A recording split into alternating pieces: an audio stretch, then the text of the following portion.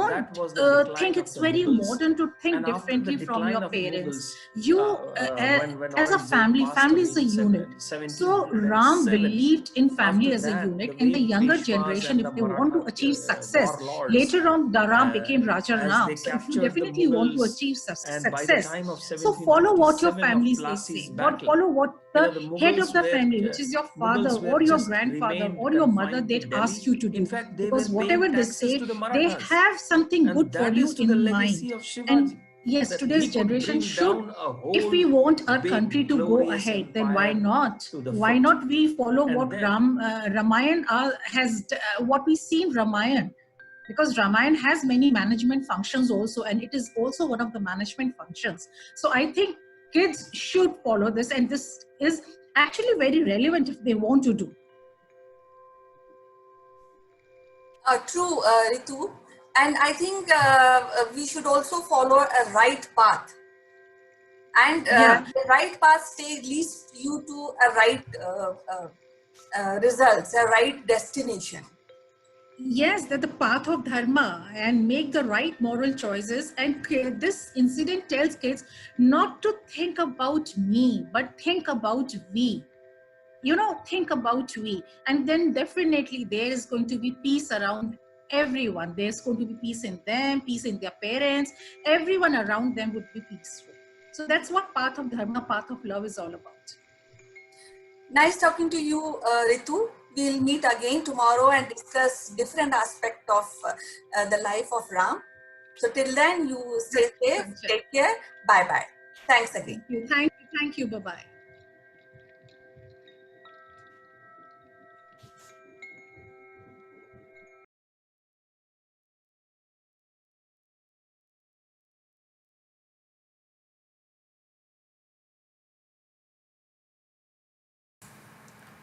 Hello friends, this is Chandra from Akulmach Technologies, and as you all know that we have a platform which is helping a lot of companies worldwide for their lead generation and branding activities. The platform is called TopBrass, and in order to enhance the offering on this platform, we have started a new video initiative called Likeable Leaders. Under this initiative, we interview the popular CEOs or the budding CEOs who have been successful in their own way, and they've got a lot of experience, who would like to create an inspirational story around themselves and inspire their own team as well as their industry colleagues. So the likable leader section of Top Brass gives an opportunity.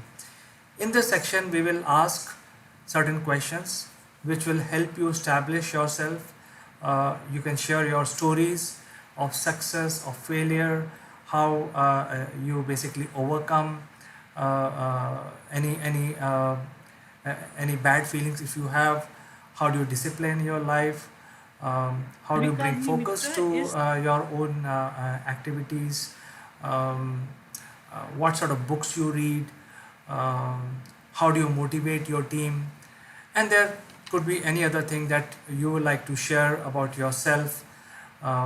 This is something which is very good for all the CEOs to start with, to start sharing their ideas and reaching out to their own team as well as their peers in the industry.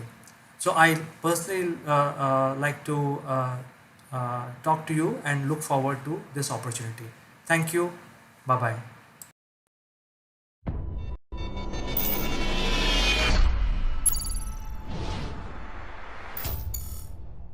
Morning, Neville. Welcome to Top Brass Spotlight. Good morning, CK. Yes, Neville. So, the today trending news in India is investment of Facebook in a Indian telecom operator called Reliance. They have a brand called Reliance Jio, and this Reliance group is so big. In the telecom sector, Facebook has picked up only 9.9% stake, which is equal to $5.7 billion. So they have taken up only 9.9% stake in a telecom operator in India. And there is a big plan to integrate WhatsApp with their core telecom platform. And they want to make huge strides using WhatsApp.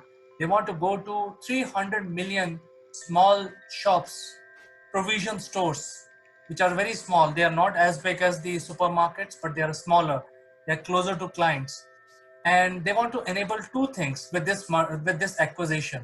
One, they want to integrate the WhatsApp payment platform for micro payments. using the digital platform. And number two, they want to enable local consumers to talk to the local shops and stores by faster communication. So they are going to plan a complete stride, and making sure that the competition between Walmart, Amazon, and now the Geo Mart is going to heat up in India, and the numbers are humongous. If you can see these numbers and appreciate, it's a very big deal.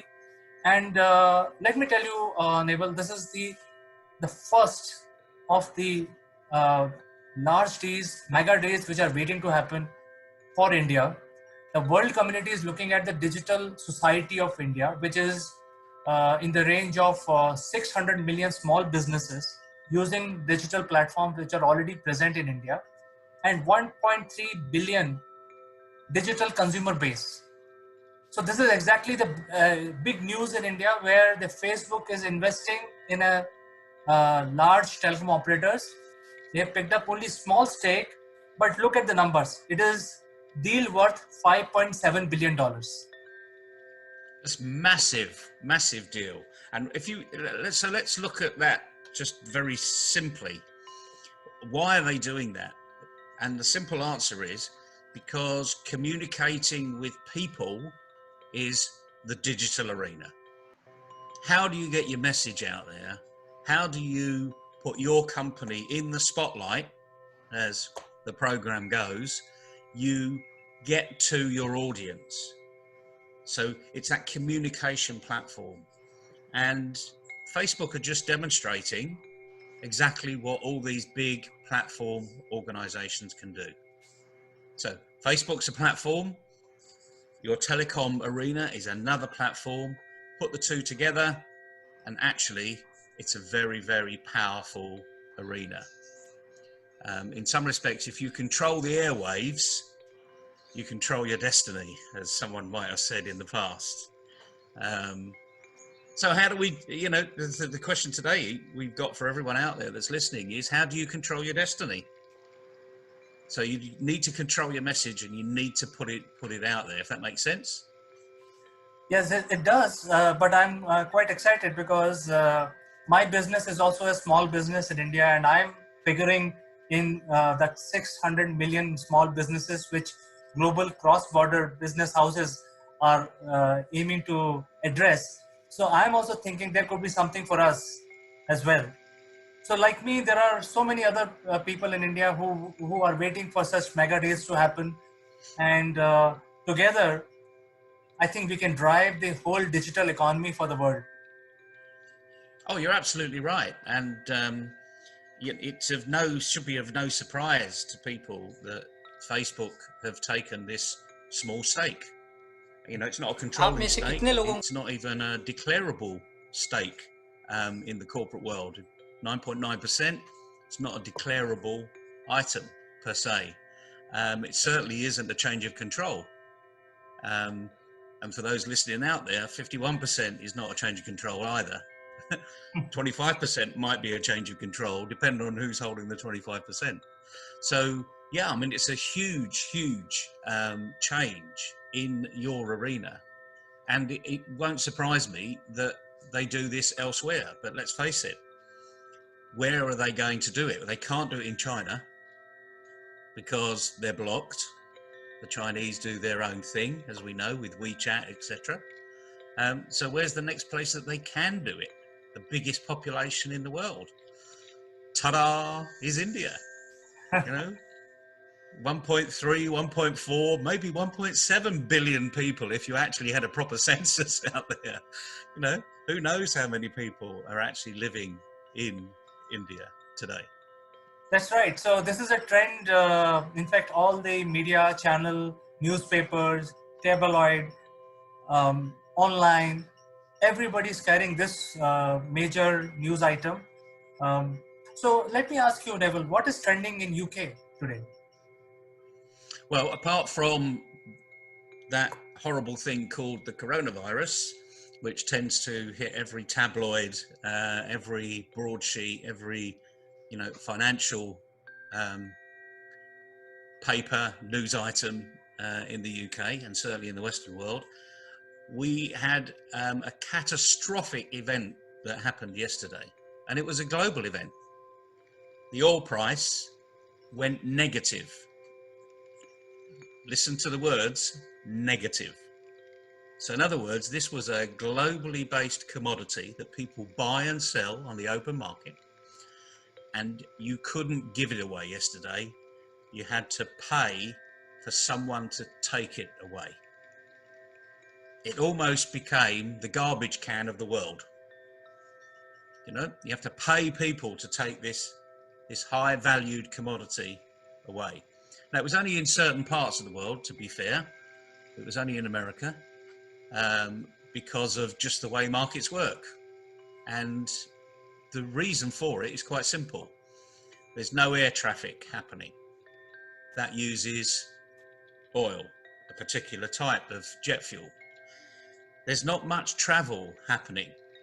There's lots of cargo moving around, but people are not traveling. So there's no typical ordinary vehicle movement. It's been reduced hugely.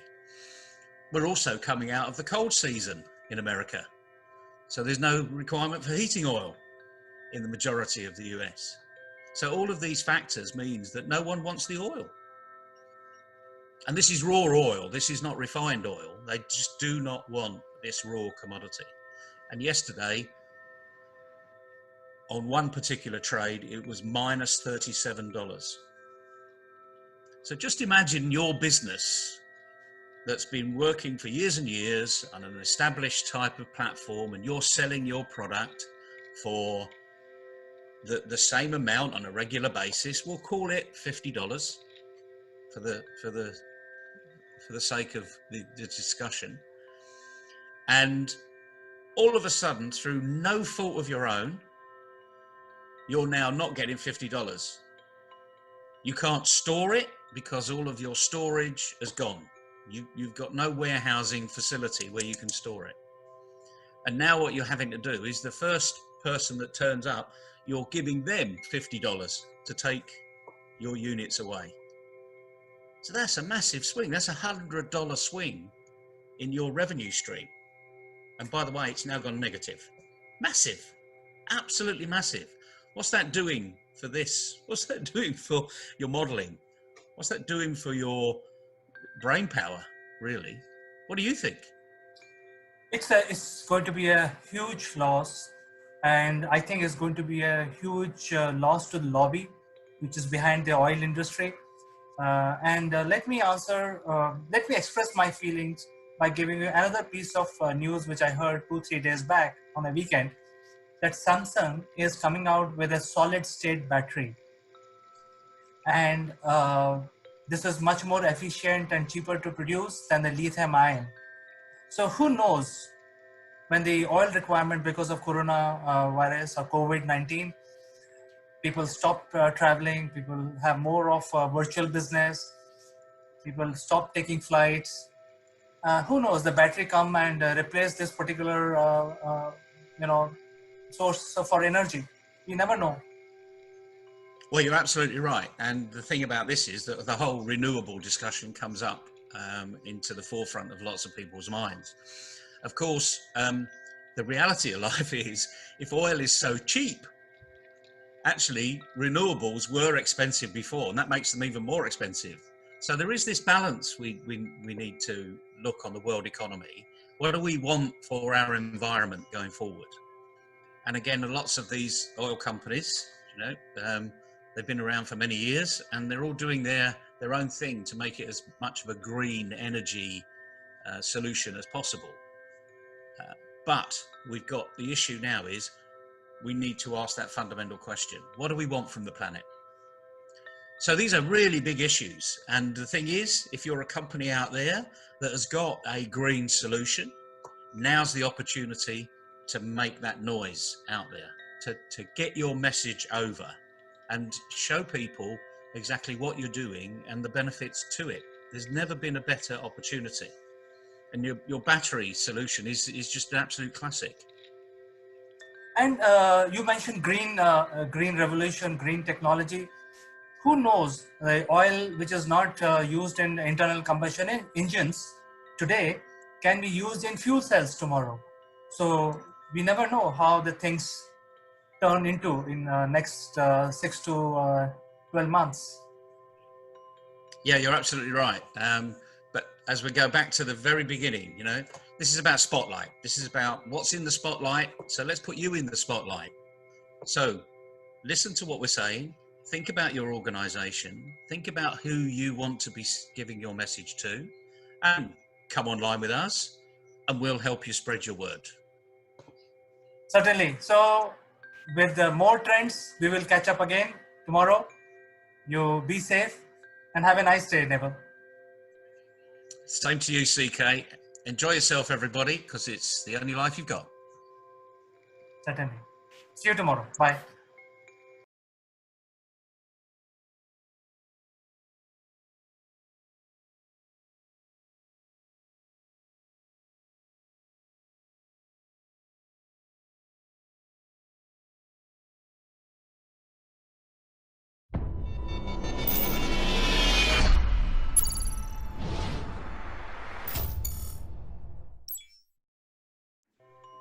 Hello friends, this is Chandrakant from Akulmach Technologies.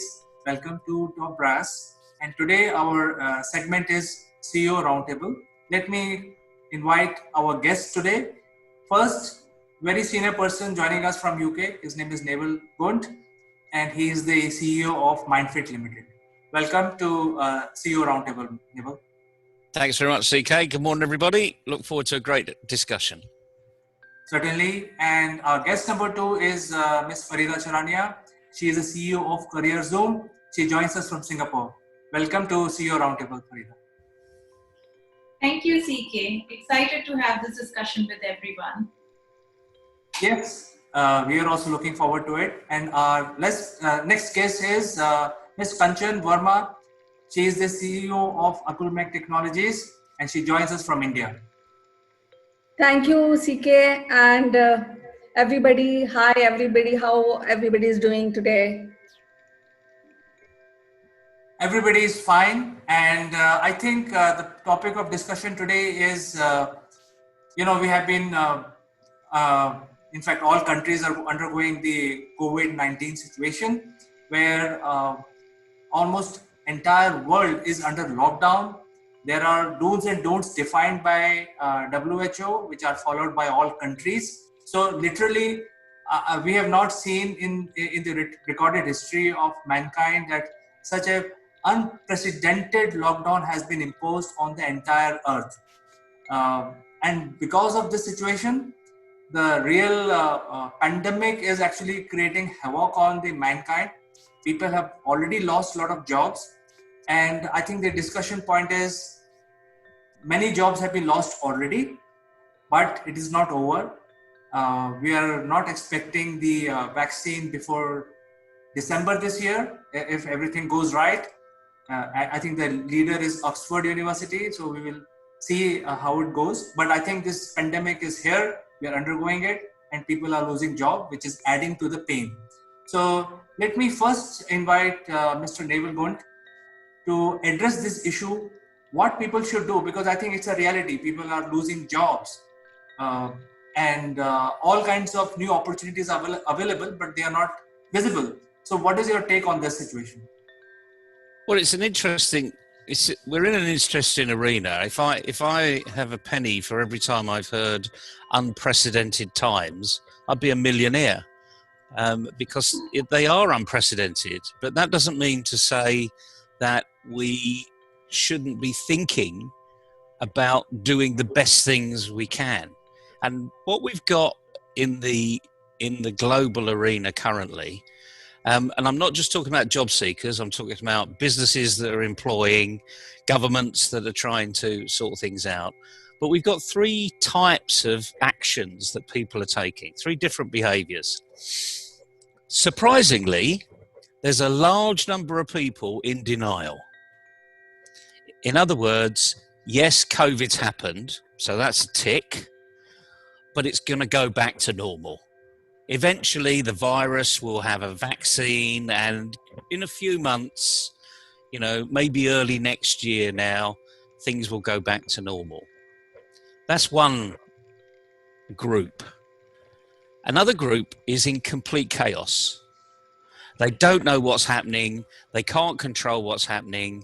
They don't know where they're going. They're not planning. They've been set in this headless chicken type approach, and they're literally running around being very busy, but not doing a great deal about it. And then you've got a very small minority that are somewhere in the middle and are accepting that this is something they can't control. It's here to stay. The virus might improve things. The vaccine might improve things, but it may not, because it may not work on everybody. So they're really in the land of reality, and they're now doing things. They're making plans and doing things about it. And the same goes for people that are in the jobless arena. We've got headless chickens, we've got people in denial, and we've got a very few minority in this middle arena. And that is where the advantage comes, because we need to get you into that middle arena, because there are jobs out there, and the businesses are going to give the jobs to the people that are not in denial and not chaotic, but actually want after things. It's common sense, really.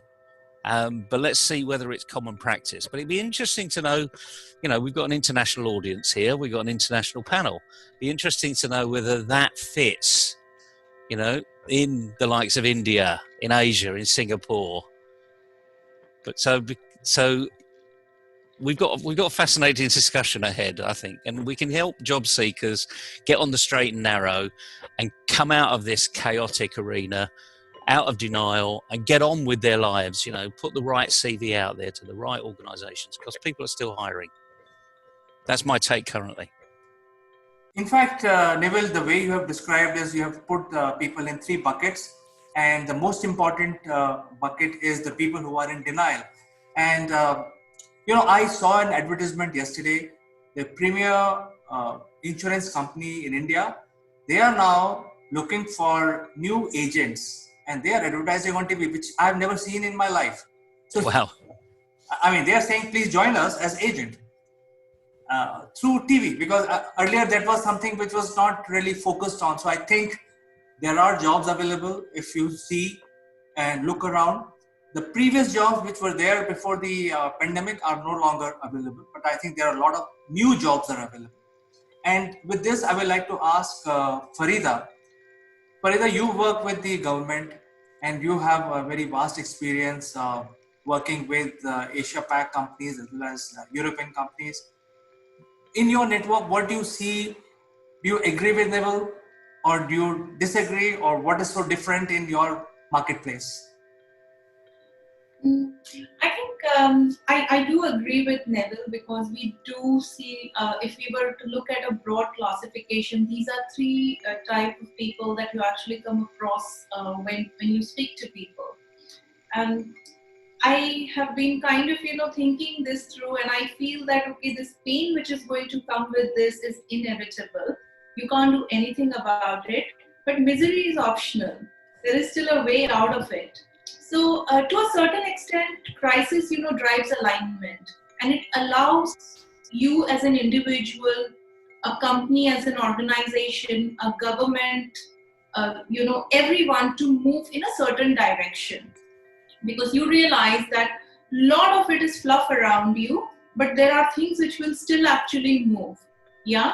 And one of the things that I personally believe is never waste a crisis, because it teaches you something. It also, kind of makes you understand where the resilience actually lacked, and which are the areas which will continue to hire people, which will continue to, kind of come out of this, there would be new streams which would develop, because there is a crisis, and everything which was happening before probably may no longer continue to happen. Some of these businesses might go out of business permanently.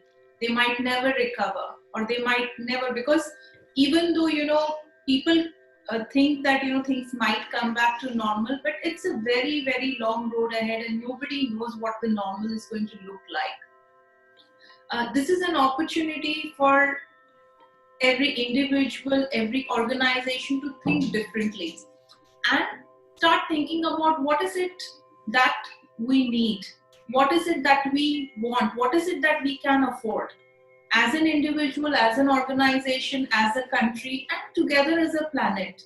So to just kind of bring a little bit of my perspective to what Neville was saying just now is that there are new jobs which will be available. CK just mentioned something very new, which is a freelance opportunity, and maybe people never considered it before. But yes, insurance will become very, very it will become very important in future, because you don't know how this is going to pan out. Vaccine is still work in progress, and SARS was 10 years ago. More than 10 years ago, we still don't have a vaccine. The thing that actually gives me a little comfort is that the SARS virus and the COVID virus are the same virus with separate strains. And human trials which were actually happening due to the SARS epidemic, it's the same vaccine with some different strains, and it's being used for this pandemic. But it's all hearsay. I mean, I don't kind of trust that this will come through very soon, and human trials still take the time that they need to take. So the community which is in denial, this might be the time to start looking at what you can do, because at least as a professional, I do not see things coming back to normal very quickly. For people who are getting very upset with all of this, I think most of us have been there. But look at the bright side, because there will be new opportunities, there will be new arena. And people who have already aligned themselves, good news for you is that yes, you might not get the kind of jobs that you actually probably had a year ago or so. The kind of pay scales which will be offered, which is going to be distinctly different. You don't know how the structure is going to look like in future, but there are jobs available. They might not be aligned to probably your education and your experience, but there will be new things. And there are governments which are pushing this as well. Like for instance, in Singapore, there are new jobs which are either being created or they are coming up as a result of this entire chaos which is happening. For instance, digital ambassadors. Digital ambassadors are people who could come from any kind of educational background, who could come from any kind of experience. These are people who will be trained to become digitally savvy and then go and train people who are not digitally savvy, so that everyone actually comes at the same page. So this is a new kind of a job. It might not be what you've done before, but it's available. So just to kind of bring all of this together, my perspective is that there is pain. More pain will come because schemes like furlough or the subsidies which the government is offering to companies to keep the workforce are going to go away. No government can afford this forever, and more businesses will close down, because without revenue it's going to be very difficult to continue sustaining. But there will be new things which will come out. So keep your eyes open, ears open, and keep your mind open most of everything. Excellent, Farida. I think you made the moot point here that there will be new opportunities, and I think one thing that I like a lot is you mentioned about digital ambassador. I think there is a clear need for this, and I personally, as a professional, feel that there are a need for a new type of role in the industry, which is something like digital ambassador. And I think let me invite our third guest for this discussion. Is Kanchan works with universities in India and schools. What I've noticed is that almost like every second or third day, there is a new app coming related to some sort of training or education. But all these apps are available. There are Byju's and there are so many others already available. But are the school adopting it? So my question to Kanchan would be that our business leaders have already described that there is a group of people which could be very large in numbers is in denial, and there are opportunities available in some other arena, but the education and university, are they training their students to leverage these opportunities? So Kanchan, what is your opinion on this one? Well, CK, these are quite crazy times because there's pandemic and people are suffering. But I will take a little a positive approach towards this because in previous months we have seen the most loss happen only in leisure and hospitality industry. According to one research, it is 47% job loss happen in hospitality. But as I said, I will be taking more positive view because and little India centric, though many countries are working and fighting for this kind of jobless and people management. But what I feel, we have two great options which is introduced by government of India. One is Make in India and one is Modern India. So when we talk about Make in India, then there's a lot of companies who are setting up their companies in India, and thus it is creating a lot of job opportunities. Now, when we talk about Modern India, the government is also stressing on digitization of many services. Now, for example, if I have quoted hospitality. So hospitality industry is closed, but there are chefs who are running their education courses online. So then they have the opportunity, and they are moving towards making something good. So I believe that though there's a job loss, but then, as Farida said, you have to be open your eyes and you have to open your ears to find out where the job opportunities are there. I feel there's little pause phase now going on, but it'll kickstart. So Kanchan, I think I just continue asking on this path where there are opportunities and people have to reskill. But I think we have discussed in the past in this program where we have already pointed out that the skill which are required are not being taught by the universities. And what we see, at least in India, I can talk about that the schools are still waiting and watching. They are in that denial mode. I think they, as per the Naval's category, all the schools in India are in denial funnel. They are not looking at the aspects that you pointed out. For example, if you look at the investment by Google in Reliance Jio, $5 billion of investment, they want to develop indigenous 5G platform. So when 5G comes, the chefs who are running their education courses will have a ball on this platform because they can run multiple things with a lot of creativity. But the education is still lagging behind. They are in denial. What is your advice to these people?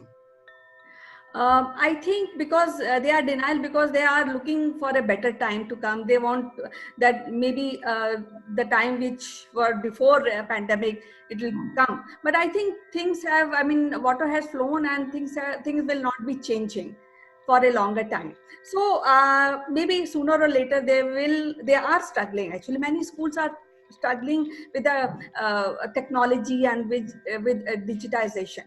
But I again said I'm quite positive that they will overcome, because in every industry there are some people who don't like change. There are some people who like change, and generally people and the management who like change always win. So I'm quite hopeful for that.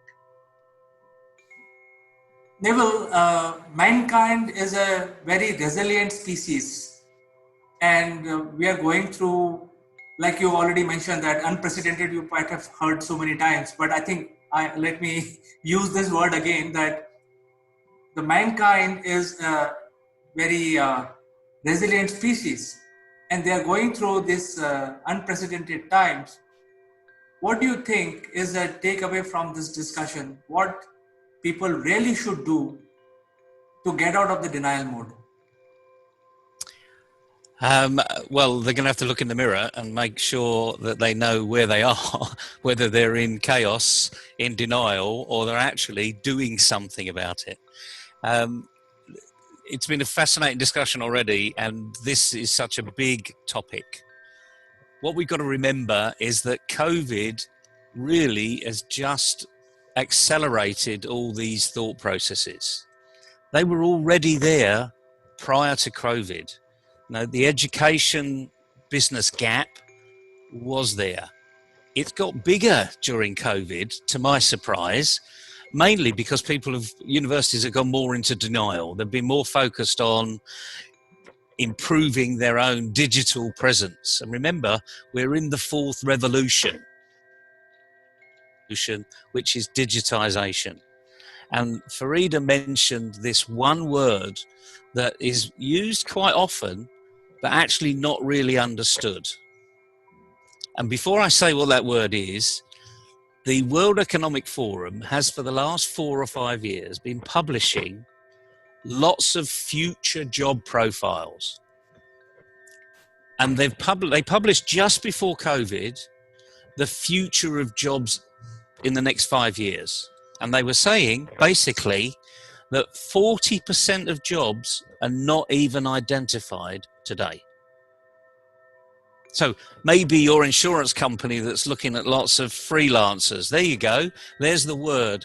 We're going to become a global community of freelancers. There's no more jobs for life. There's never been jobs for life, actually, since I got a job, frankly, which was many, many years ago.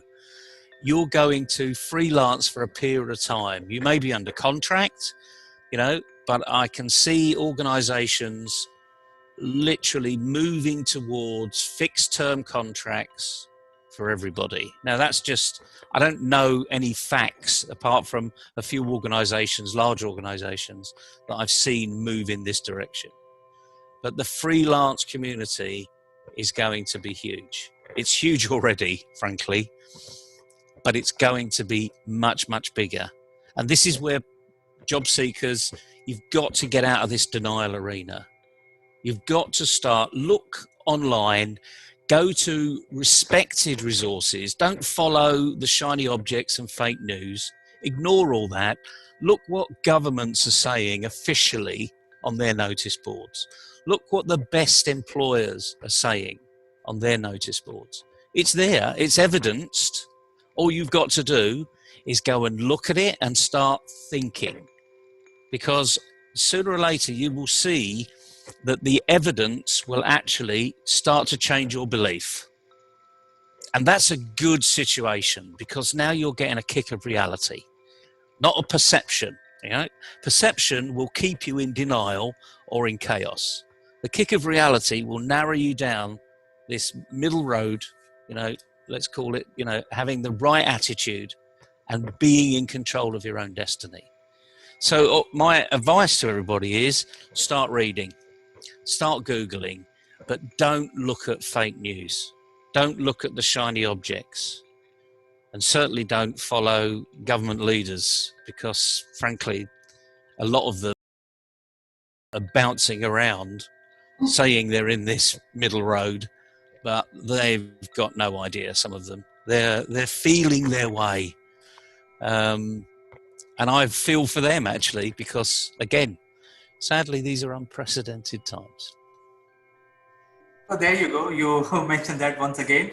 But I think some of this stuff that you mentioned is very important. Is one takeaway for me personally is never believe the politicians, because among humans, they are the most opportunistic people.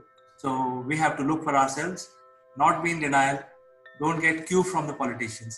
So with this, I would like to ask Farida, any closing remarks from you? Yeah, sure. I will just actually kind of, take a little bit further what Neville was saying and try to, articulate it in my way. If it helps people, it's fantastic. So sky is not the limit, it's just the view.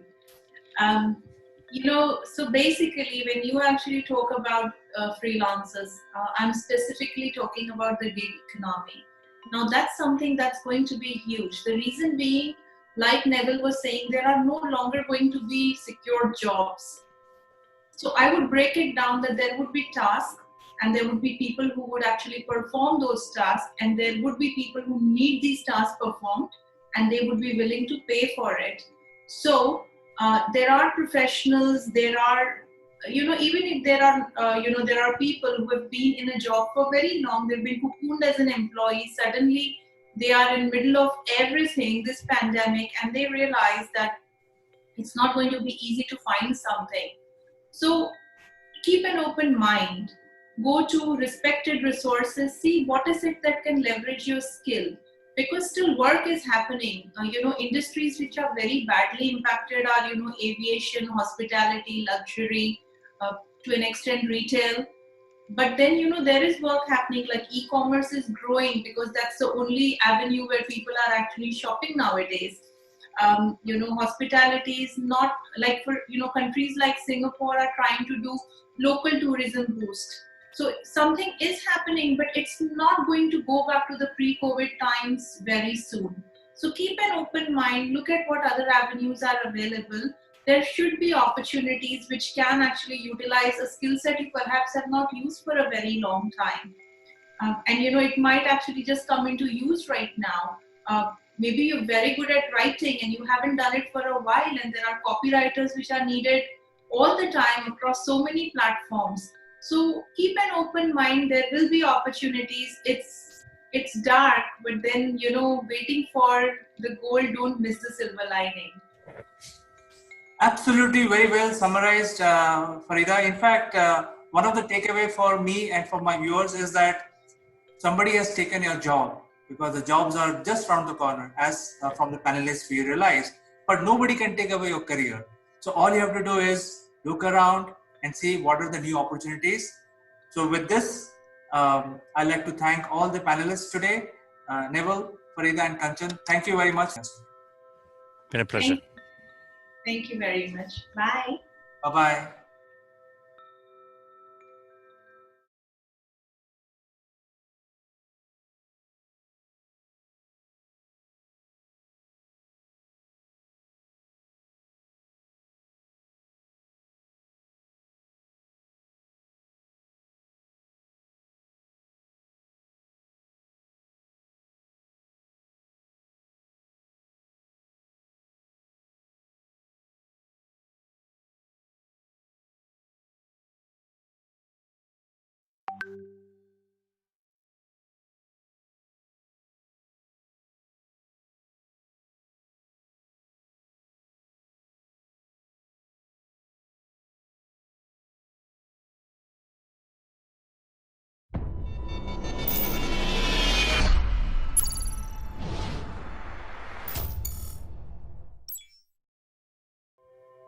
Hello, friends. This is Chandrakant from Akulmach, and welcome to this edition of Legal Matters.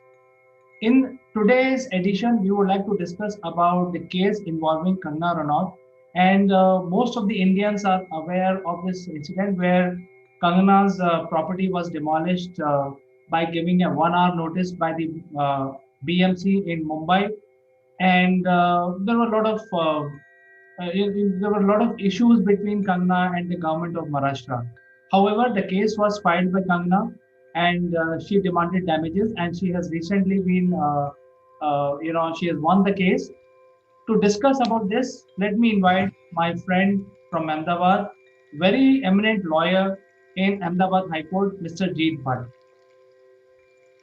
Thank you, Chandrakant, for introducing me and using such kind words. Yes, I'm looking forward for this discussion. We'll be discussing on this Kangana Ranaut's judgment delivered by the Bombay High Court. So, Jeet, actually, what happens is, as a individual, we know that when the government deals with you, there is a provision of notices, and then if you don't turn up after 3 notices, then there is a provision of a harsher action. But even though in those cases, when it is involving house of somebody, the harsher measures are not taken usually. But in this case, a notice was issued at 9 a.m. and the demolition started at 10 a.m. And when the owner of the property is far away from her house or from her office, and the entire nation saw that she is boarding a flight to come to Mumbai and explain her situation. But in the meantime, before she landed at the Mumbai airport, her house was demolished. However, I think this has been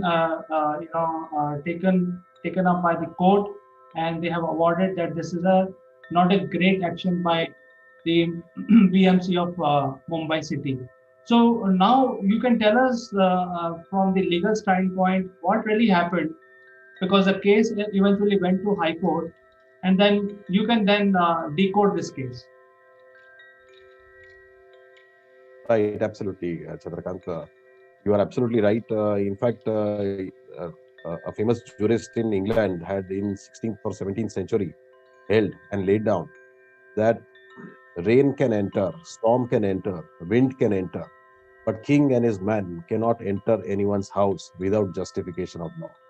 And this has been the age-old prophecy which has continued and has been also accepted by our High Court and Supreme Court. It's a fundamental right, uh, right to privacy now with the 9 judge bench decision last year. And therefore, right to residence and right to not to be disturbed, right to be let alone, absolutely is a fundamental right. And the manner in which the residential house of any person, any individual, if it is demolished in a manner which is not known to law, that action is absolutely unjustified. It is a colorable exercise of powers, and and therefore it has to be dealt upon extremely seriously. And that is what the Bombay High Court has done in this matter, which we are going to discuss. Uh, as you must be aware that every power that is vested in a public body or authority has to be used honestly, bona fidely, and reasonably. And all these requirements of law and the power which are vested were thrown out of the window, and the action smacked of malafide. And therefore, the Bombay High Court held that this action on the part of the Bombay Municipal Corporation was a colorable exercise.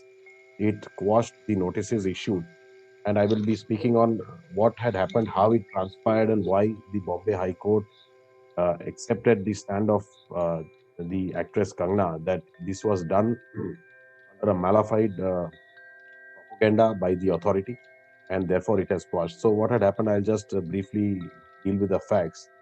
On 9th of September 2020, Kangna Ranaut had to immediately move the Bombay High Court at 11:30 a.m. because at 10 o'clock in the morning, the order of demolition was issued and was pasted on her residence. But at the time of pasting of that order of demolition of her residential house, the entire machinery for demolition was ready and they were there. So therefore, it was predetermined. The order of demolition was going to be passed. The order was passed, pasted, and immediately demolition drive carried out. And before she could knocked the doors of the court, 40% of her house was already demolished. At 11:30 a.m. in the morning, the lawyers mentioned before the Bombay High Court saying there is extreme urgency in this matter, and the Bombay High Court permits the circulation and fixes the matter for hearing at 12:30 p.m. in the afternoon. Wherein in 12:30 the proceedings initiate, the matter is taken up. The lawyers from Bombay Corporation are not available. They are not there before the court, and the court asks lawyer who is regularly representing corporation to appear, and they say that we don't have any papers. But this was not acceptable and believable because the Bombay Municipal Corporation had already filed a caveat a day before. So they were apprehending a petition was going to be filed, but they were not prepared. They did not prepare the legal team because they wanted to waste time. So that till the court could hear and decide the matter, they wanted to demolish. And this has been accepted. These arguments have been accepted. But before this demolition happened, what transpired, I would like to point out, is that Kangna Ranaut had purchased this residential premises in the year 2017 in Pali Hill in Bombay. And in 2019, she wanted to fully renovate the bungalow and do the interiors again. And therefore, she carried out the entire renovation process and engaged some entities. And they completed the work in January 2020. So the entire renovation work was completed on 14th January. She had a grand opening, which was covered in media. Several magazines had covered it that Kangna's house has been opened for, even a lot of magazines covered it with pictures of her bungalow and how how well she had done it. All the interior works was also pictures were shown, and thereafter, till that point of time, the corporation had no problem with her residential house. But in in the in August 2020, there were certain tweets and certain remarks by Kangna Ranaut which irked the Bombay Police Commissioner and the state government. I would just like to briefly point out what were those tweets.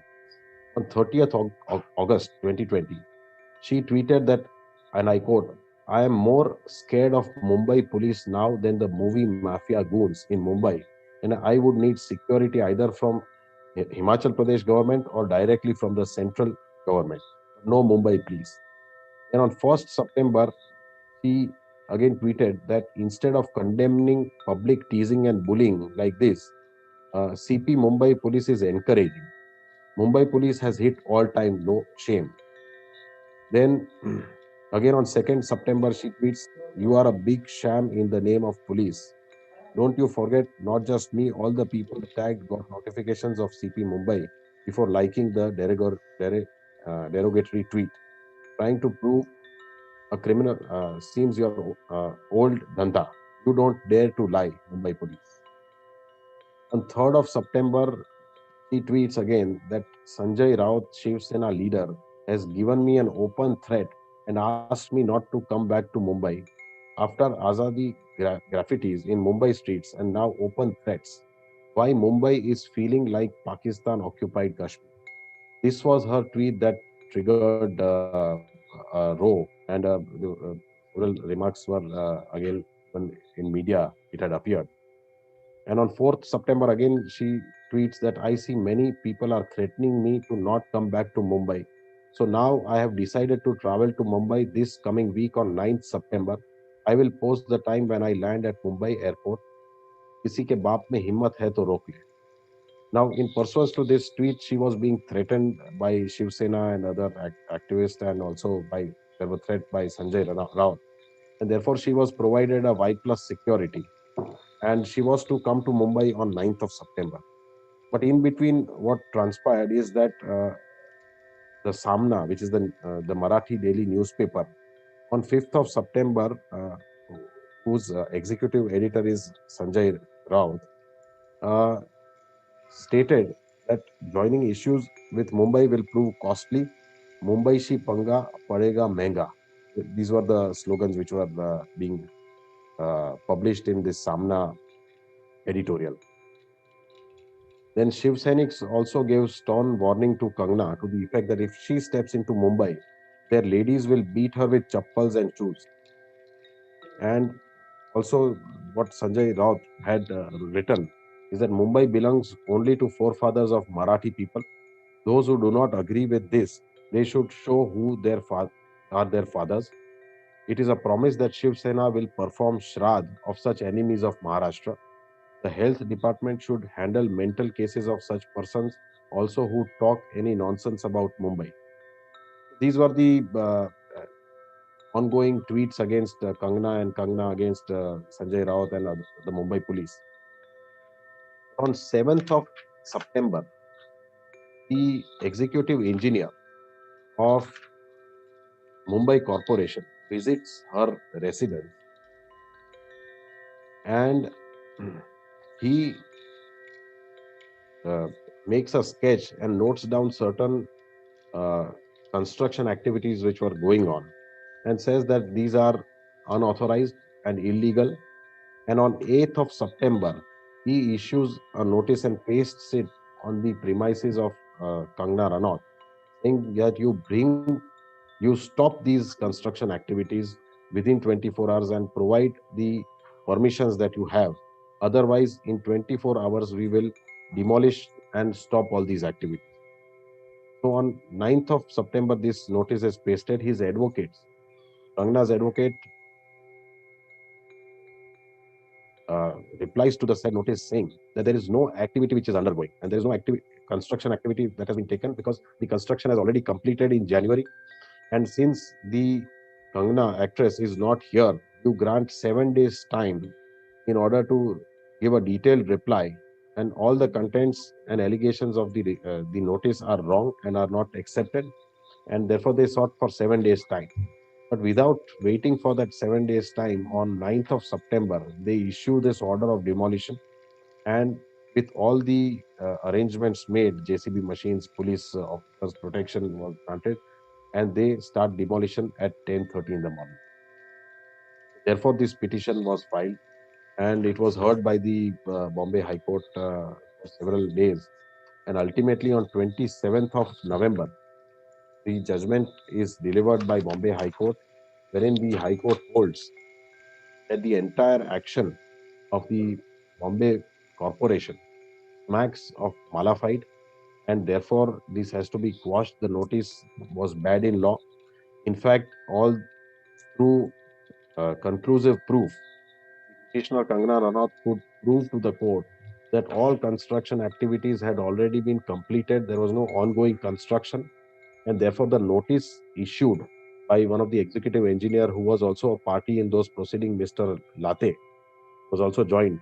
And he himself was aware that no construction activity was going on. Despite that, the same day he issues notice saying that these activities are going on. So therefore, it was a wrong notice stating wrong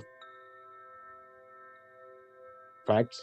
It was a conspiracy created only to ensure that her house is somehow demolished, and she is shown that what is the power of the authority, and if she speaks against the authority, then what the authority can do against her.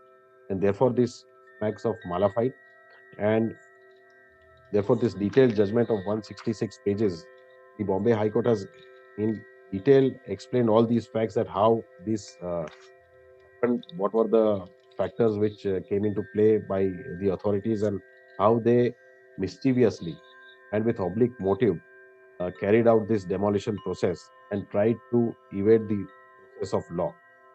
And therefore, ultimately, the Bombay High Court has allowed the petition and has appointed a valuer who will carry out the valuation of the demolition and the damage that has been done to her residential premise, and will come out with a figure of damages.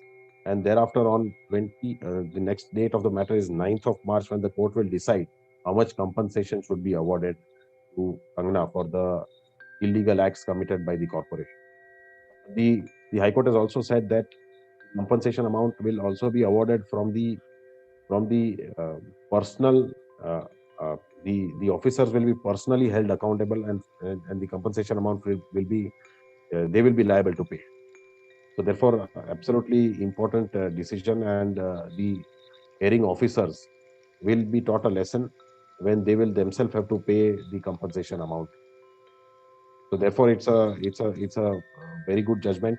It upholds the constitutional and fundamental rights of citizen, and it also lays down that the state, the machinery, the establishment cannot act in arbitrary, discriminatory, and such malified manner, and therefore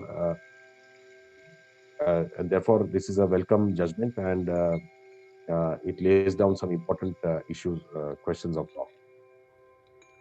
Jeet, when I was watching this whole incident taking place on the TV, and I could make out, because I have some knowledge of the structural integrity of the houses. What I noticed is that the purpose of this demolition drive was to actually destroy the entire house, and they were actually selecting the right points, uh, the pivotals of the columns and the beams, and they specifically destroyed those points, in the house. So I think the intention of the demolishers were to basically demolish the entire house. So even if you see the structure standing, but it is of no use, because it is going to crumble any day. It can crumble in 1 hour, or it can take some couple of days to crumble. But that is what they have ensured. That means the house is not usable anymore. Number two, there was a temple in the house, which was also destroyed. The statue of the god was also thrown out. I mean, who would do this kind of work? So I was aghast to see when these kind of things were being shown on TV, and thankfully that High Court has taken the right action, and I'm very happy to know that the people who are actually taking this law in their own hand, even though they are government servants, should be taught a lesson, because they should not take, because all of us live in a democratic world and we think that we are living in a democracy. It does not mean that the state can create an anarchy, and whoever that person is, if you're not able to handle the comments, then it shows immaturity, and thus you should not be allowed any creation of anarchy. You have any last word to talk about this judgment? Yes, so exactly that is what the Bombay High Court also observed, that though the statements found to be little irresponsible, and asked the actress to exercise some restraint while airing her opinions, but it also said at the same time that it does not mean, or it does not give the state or its machinery any right to act in such a manner, because how much ever irresponsible the statements, or how much ever distasteful or wrong they may be, the best way to deal with them is to ignore them. The state cannot say that you are issuing such distasteful and irresponsible statements, so we will do this to you. That arbitrary actions are not permissible under the state, by the state, and that is a fundamental right of every citizen to be treated equally. So therefore, in that manner, these observations are clearly important. And also, as you said, that the manner in which the house is broken is also, you are absolutely right, because if if at all, if some part of the house was unauthorized, she could have applied for regularization of those structures by paying some penalty. But it did not give the Bombay Corporation any right to demolish the house, and there was no illegal construction at that time happening. But they showed in such a manner that illegal construction or unauthorized construction was going on. Therefore, the notice which was issued to her said that you stop this construction or we will demolish. But she said that there is nothing that is going on. The construction is complete. That so therefore this was absolutely misapplication of law, non-application of mind, and only to ensure that the house is.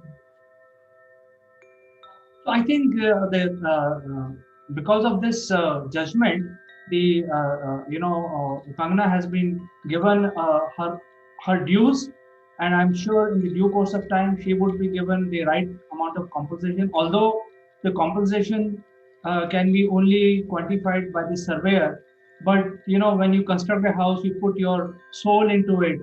Those kind of compensation, I don't think anybody can calculate. But I'm sure she would have exerted a lot of her imagination and creativity in building a beautiful office come residence.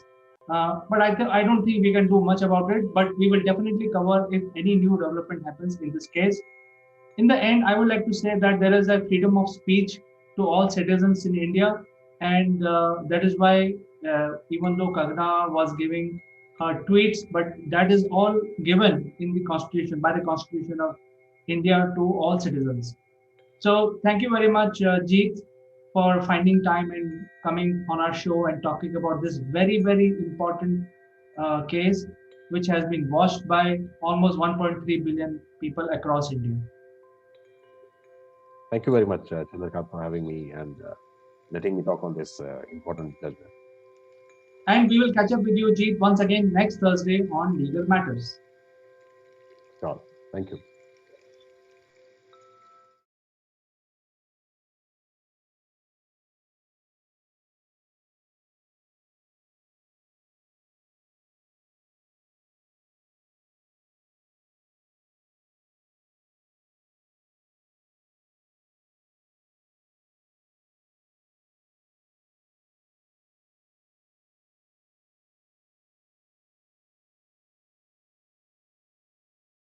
This video is sponsored by Single Point Solution. Single Point is pioneer in production and distribution of electric vehicles like electric bikes, electric scooters and three-wheelers. Single Point also provide consulting services to small F players.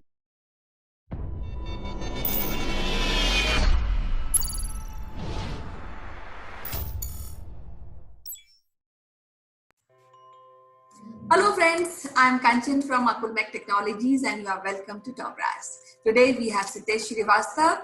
As you know, he is as a radio personality. A part of this, he has a deep interest in corporate training. He had been training marketing and IT professionals, and he enjoys his career, his hobby too much, and I know that. So welcome to the show, Sitesh. How are you doing today?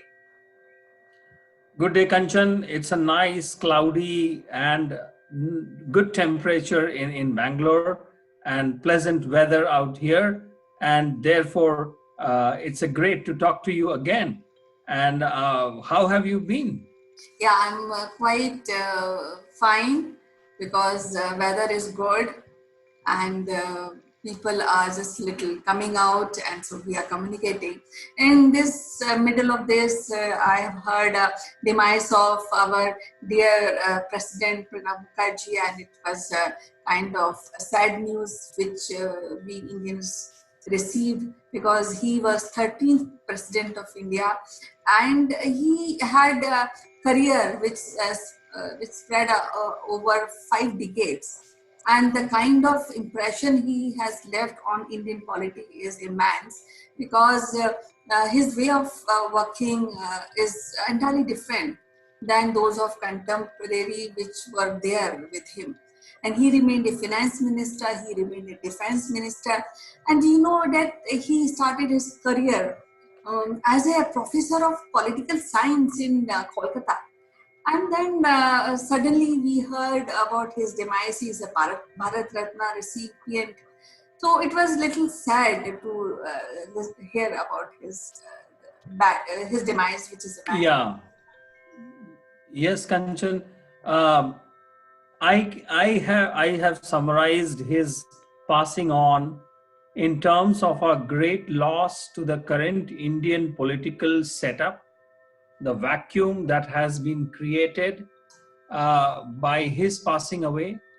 One of the tallest political leaders that we have seen, and a leader who was one of the best persons which India did not have as a prime minister, is my reading about Pranab Mukherjee, or we fondly have called him Pranab Da.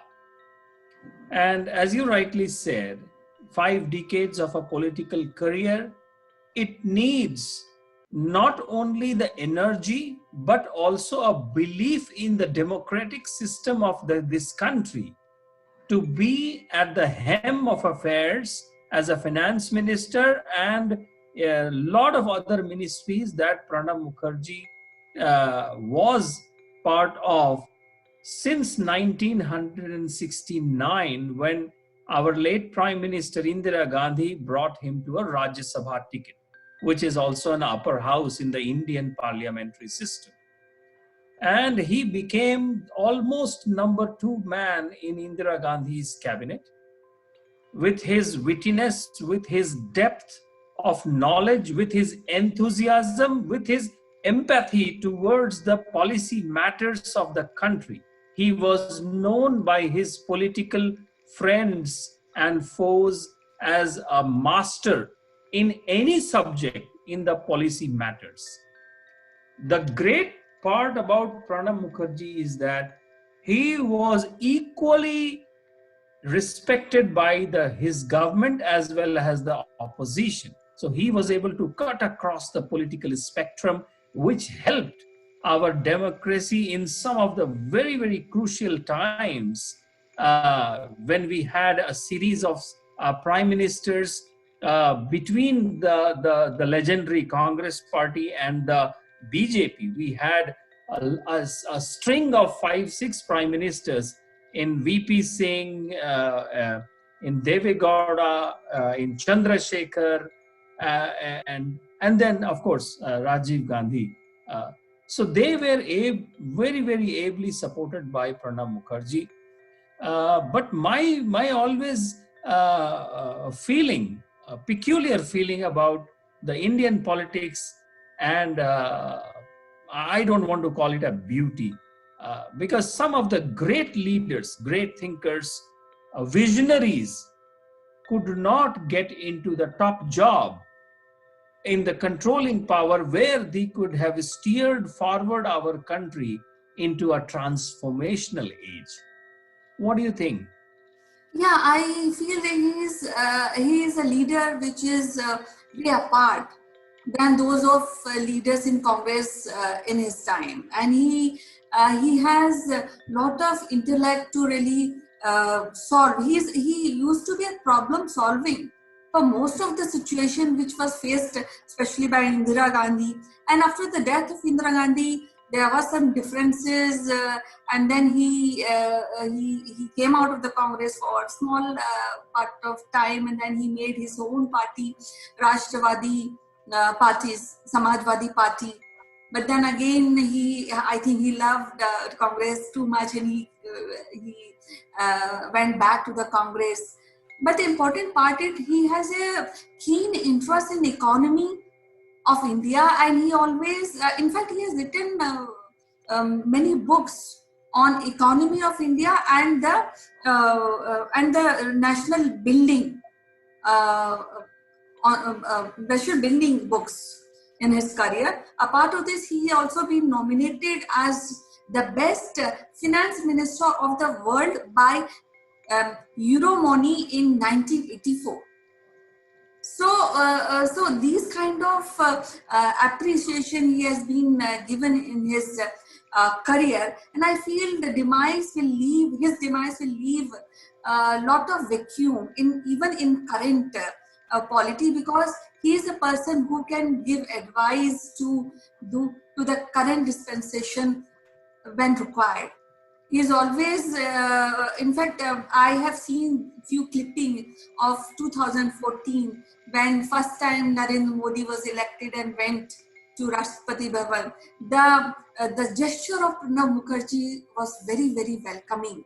And it doesn't, at that point of time, I was not able to find out that being in a congressman, I respected and welcomed Narendra Modi at that point. Whatever clipping I have seen, I found out this. So I think he has that quality to welcome the point of even opposition also. Right, Kanchan, and more and more tributes have come in, and from the all walks of the political spectrum. Kanchan, the facts are there for everyone to see in his political life of 5 decades. I noticed some of the very interesting personality traits of Pranab Mukherjee, which also reassures my belief in our strong democratic system. He, as you said, he had little differences after, with Rajiv Gandhi, after the passing of Indira Gandhi, where he assumed that he is the number 2 in the cabinet and therefore he should succeed. And that was not a very blatant sign of his coming, because before Pranab Mukherjee, we had a Congress leader called Mr. Gulzari Lal Nanda, who had assumed a prime minister's position in the gap after Pandit Nehru's death, and also after the death of Lal Bahadur Shastri. So that's where the little bit of differences of opinion they were observed in the Indian political life. And it is said that because of that, he was always, shunned out of this key position in the Indian politics. But despite this, he was never instrumental in blocking any prime minister, whether it was Rajiv Gandhi from his own Congress party or the opposition parties, and that is the hallmark.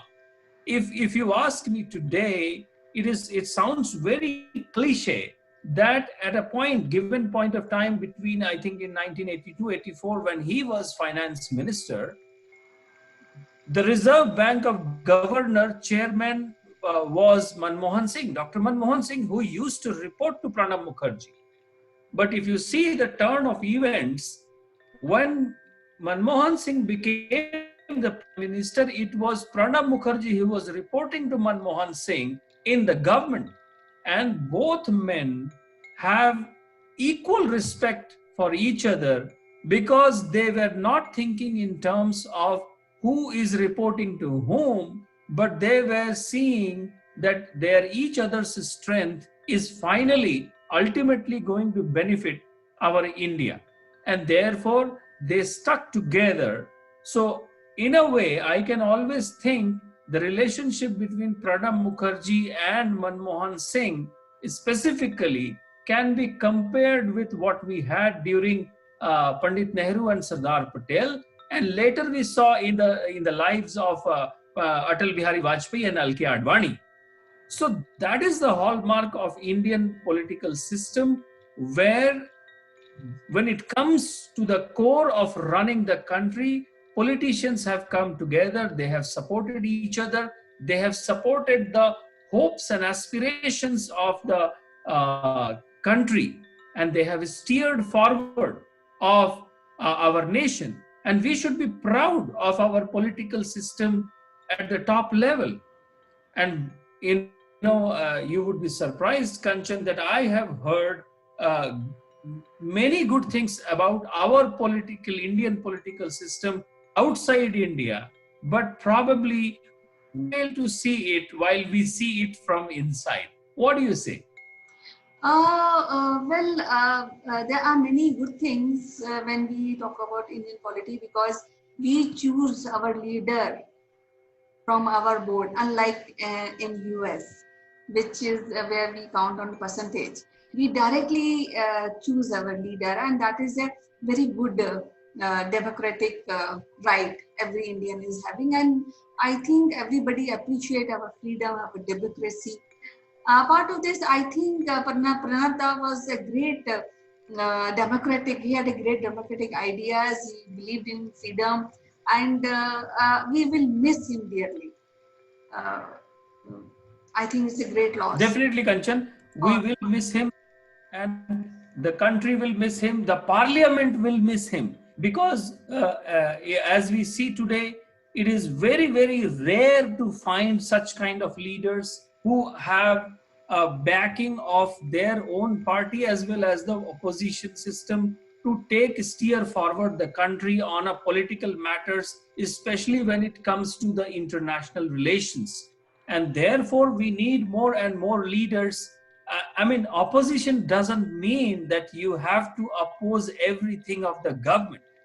The opposition also means that you have to stand with the government in those matters where the country is going through a critical phase. And very, very few leaders understand that.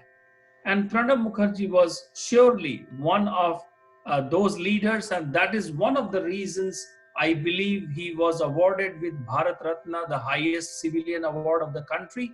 And while he was president, he was completely away from the party where he grew up, and he was not seen as a president coming from just one party and working for only one party. And that's the reason you said he was very happy to give the oath to our new Prime Minister, Mr. Narendra Modi, and the relationship they shared, I believe that should be written in as a hallmark in our political books or political students. And that is something. He also broke the ranks with his own party where he grew up, when he went to RSS in Nagpur to deliver a lecture. So these are very, very rare political personality we are talking about. And I think the country as a whole is proud of Pranab Mukherjee and will always remain indebted to his political acumen and his political responsibility. Like you said, you mentioned parliament, he remained leader of opposition in Rajya Sabha. So I'm sure that parliamentarians will be missing him, like all of us will miss him. So it was a great loss for us. So I'll end today's program now. We'll meet again tomorrow with another topic. Remembering Pranab. Thank you. Bye. Thank you, Kanchan. Have a great day.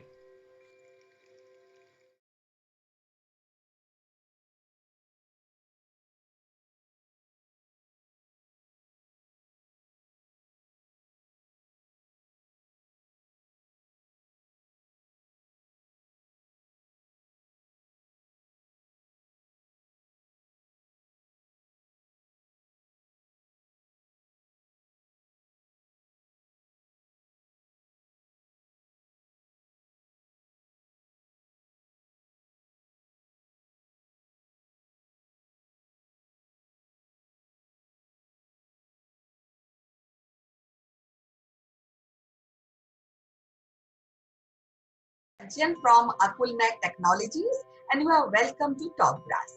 Today we have Ritu Gupta, who is a CEO of Four Seasons PR, and she also has a deep interest in Ramayana. Welcome to the show, Ritu. Thank you, Kanchan. Thank you so much. Ritu, you know that in Ramayana, in Sundarkand, which is a fifth chapter of Ramayana, it talks only about adventure of Hanumanji, his strength, his selflessness, and all adventure he is doing. In fact, this chapter doesn't show Ram as a hero, but Hanumanji as a hero. So, right. So, I also feel that Hanumanji as a personality is not Indian subcontinent centric, but many people in the world knows about him. Yes, in fact, you're right, Kanchan. Hanumanji is not only centric to India, Sri Lanka, Indian subcontinent, but globally people, they know about him. And in today's time, when every country is facing the problem of coronavirus, people are going back to the ancient history of India and talking and praising about Hanumanji. Like recently, the Brazilian president has written a letter to PM Modi ji, where he talks about the power, the strength of Hanumanji. He talks about that how Hanumanji got a mountain.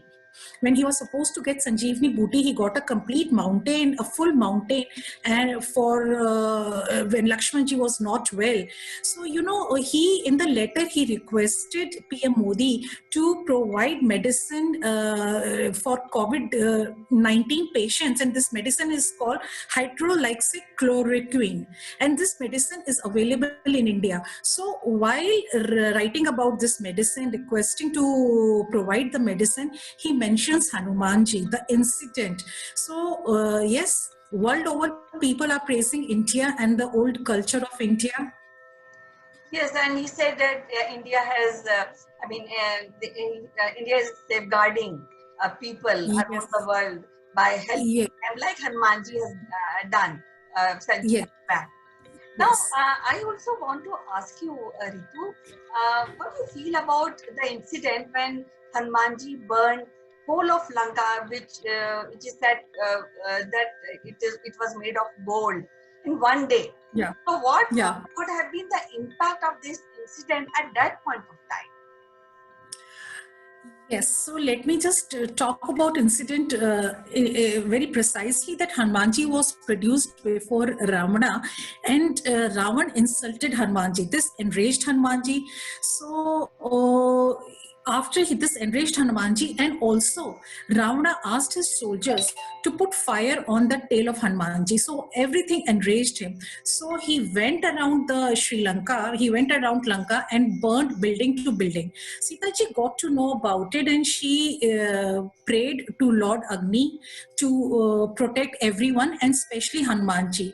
So Hanumanji was not, he did not get hurt, but then whole of the Lanka, the golden Lanka of Ravan was burnt down. It was burnt down to ashes and it became a ruin. And this, you know, shows what this depicts: the first defeat of Ravana, the first defeat of Ravana against Sri Ram. And this defeat is the defeat from fire of chastity of Sita ji, who is the wife of Sri Ram. And nowhere would you read about it, but then I personally feel that when whole of the Lanka, the golden Lanka of Ravan, was burned down to ashes, they must have had definitely faced financial and economical problem also, because you know, there is no mention about this in Ramayana. But now when I talk about it, when I see the global crisis happening because of corona, I do feel that during that time he must have had faced some economical issues also. And you know, later on he lost the war against Sri Ram. So this incident had an impact, definitely. Yeah, correctly. I think that it is a defeat before the final defeat of Ravan. Yes. So I also want to ask you that at one point of time, Hanumanji requested Sita ji that that he can take him to Ram. He requested But Yes. she denied it. She said that I would please ask Ram to come and save me from the clutches of Ravan and free me from this. So why she has had taken this kind of decision? So what I analyze are 3 points. Hanumanji requested Sita Maya that I can take you back to your husband Sri Ram. But what my analysis is that there are 3 points. Number one, Sita ji mentions that Hanuman, you cannot carry me. So he says, no, I can carry you. I'm very bold and I'm a giant person. I can carry you. Then she says, no, I will not go because I do not want to touch any other man's body other than my husband Sri Ram. Number two, Hanumanji considered Sita Maya as his mother because he was devoted of Ram. But then Hanumanji, Sita Maya reminded Hanumanji that Hanuman, you only do what you were specifically told to do, and it was just to find out about me, that how I am.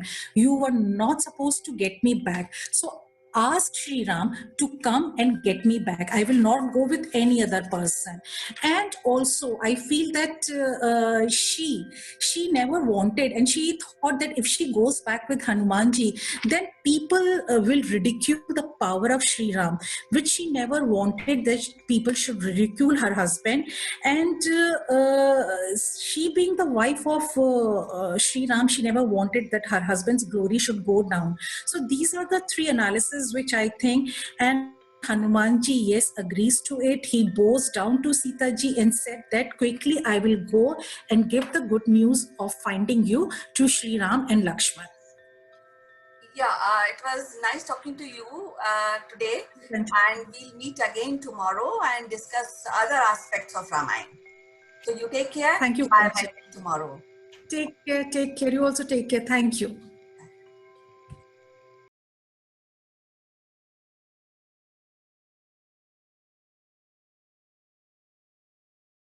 Who let the dogs out? Who let the dogs out? Who let the dogs out? Good morning, Neville. Good morning, CK. Another bright and sunny day in London after a full moon, beautiful full moon. And yourself? Yes, it is bright and sunny and hot. Today is day 15. Day 15 of lockdown. And we're on that letter L today, but we're not going to talk about lockdown. We're going to talk about how to get out of lockdown, unlocking lockdown, because there's a great opportunity here. And we're going to look at the word leverage, which not many people understand, really, mainly because they don't understand how they can leverage what they're doing. And we're talking on a perfect platform, the Top Brass platform, which in itself is opportunity to leverage. But there are elements of leveraging, using your organization and the levers that are out there. And obviously, you need to be a good leader. So leadership comes into it. And we were talking, you and I were talking about the elements of leadership a little while ago. And one of the biggest elements of leadership is you need to know what's going on. You need to be that Sherlock Holmes, be the investigator, find out exactly what's going on. And I think you were saying that you've got kids that were doing that very thing, during lockdown. Isn't that right? Yes, Neville.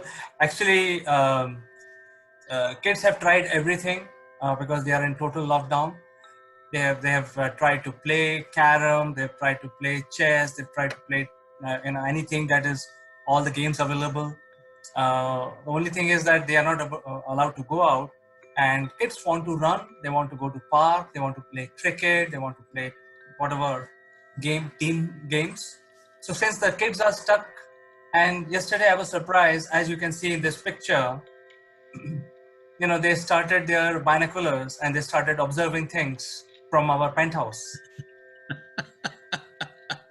But that's brilliant, because they're doing what we would say is the very first form of leadership. They're becoming aware of what's going on, and we call that being an investigator.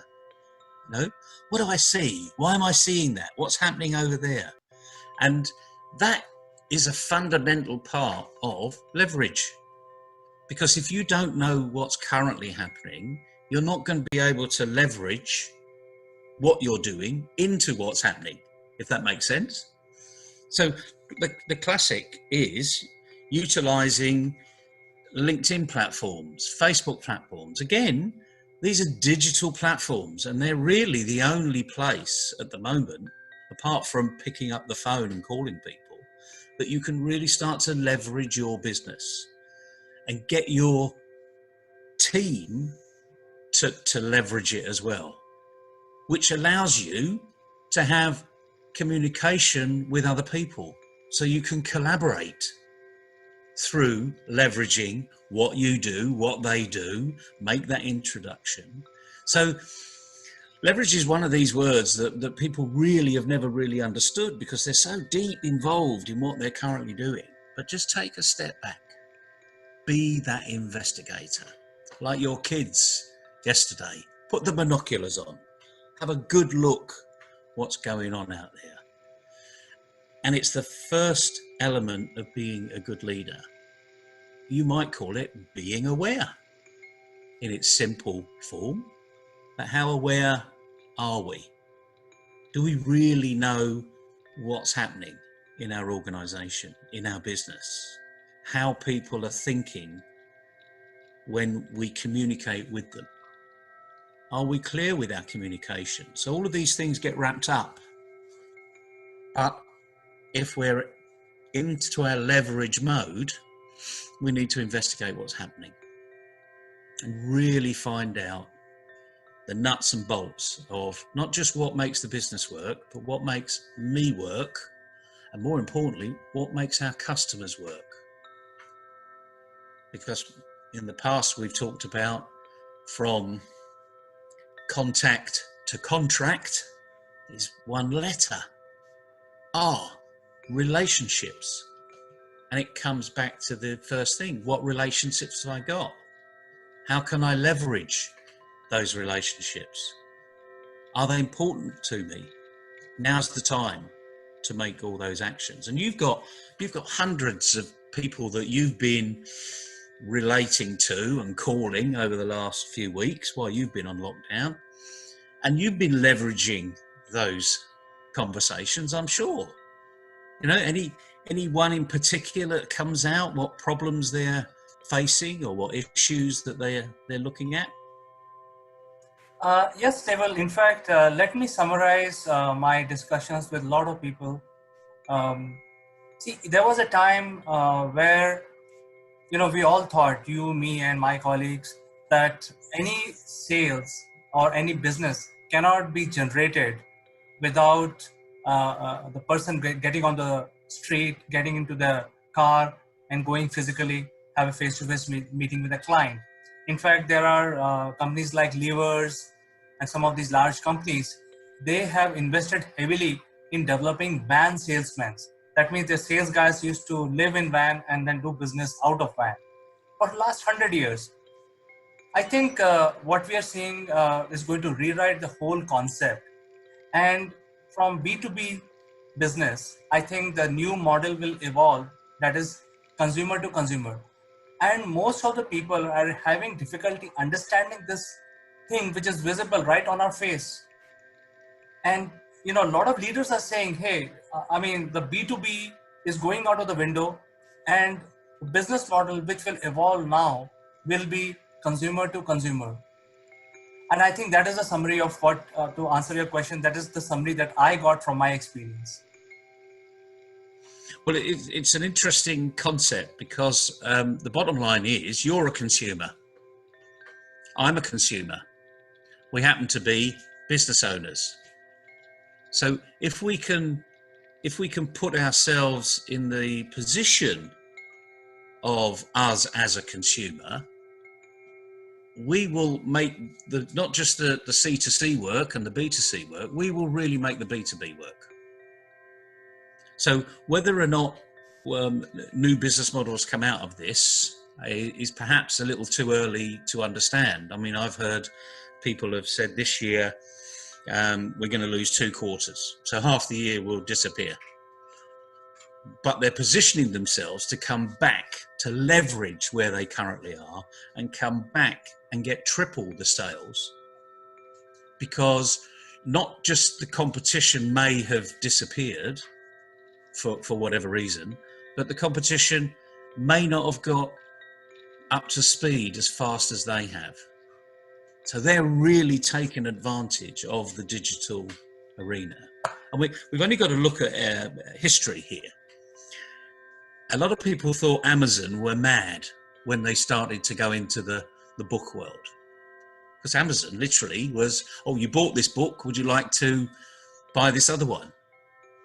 And then all of a sudden, they become the biggest retailer in the world from absolutely nowhere. You know, I mean, it took a number of years, obviously, but they took the leap. They took that leap early. They saw an opportunity in the marketplace and they took the leap. And now, if you look at what Amazon is, they've completely leveraged their model. What they've got is they've got lots of people that know Amazon. And we all know the picture of Amazon, you know, the A to Z, that little arrow that goes underneath. And in the back of our mind, we know from A to Z, I can get anything. If it's in the alphabet, they will supply me and they'll deliver anywhere. And as we now know, drone delivery is either there or will be a big feature in the next 2 to 3 years. And of course, that'll be digital too, because they'll be able to deliver it to your penthouse. They won't have to climb the stairs. They won't have to ring the bell and say, come down and get it, you know, as they're currently doing here now, you know, they're delivering to the curbside. So again, just think of where your business is currently, but you've really got to, it's self-reflection. Have a good look at where you are, what you can do, and then leverage out of it. And what you will find is that a lot of your leverage opportunities will come from you being a good leader and being able to collaborate more with other people. And we know how to collaborate. It's just that we haven't really worked out what we're doing. So that's part of thinking and introspection of what you're currently doing in a business. But like anything else, day 15, and we've got a few more days to go. But I believe your cabinet's meeting today, so your lockdown may well extend. So, and could even get worse. So, tighter restrictions. But again, you're not in control of that. Someone else is going to make those decisions.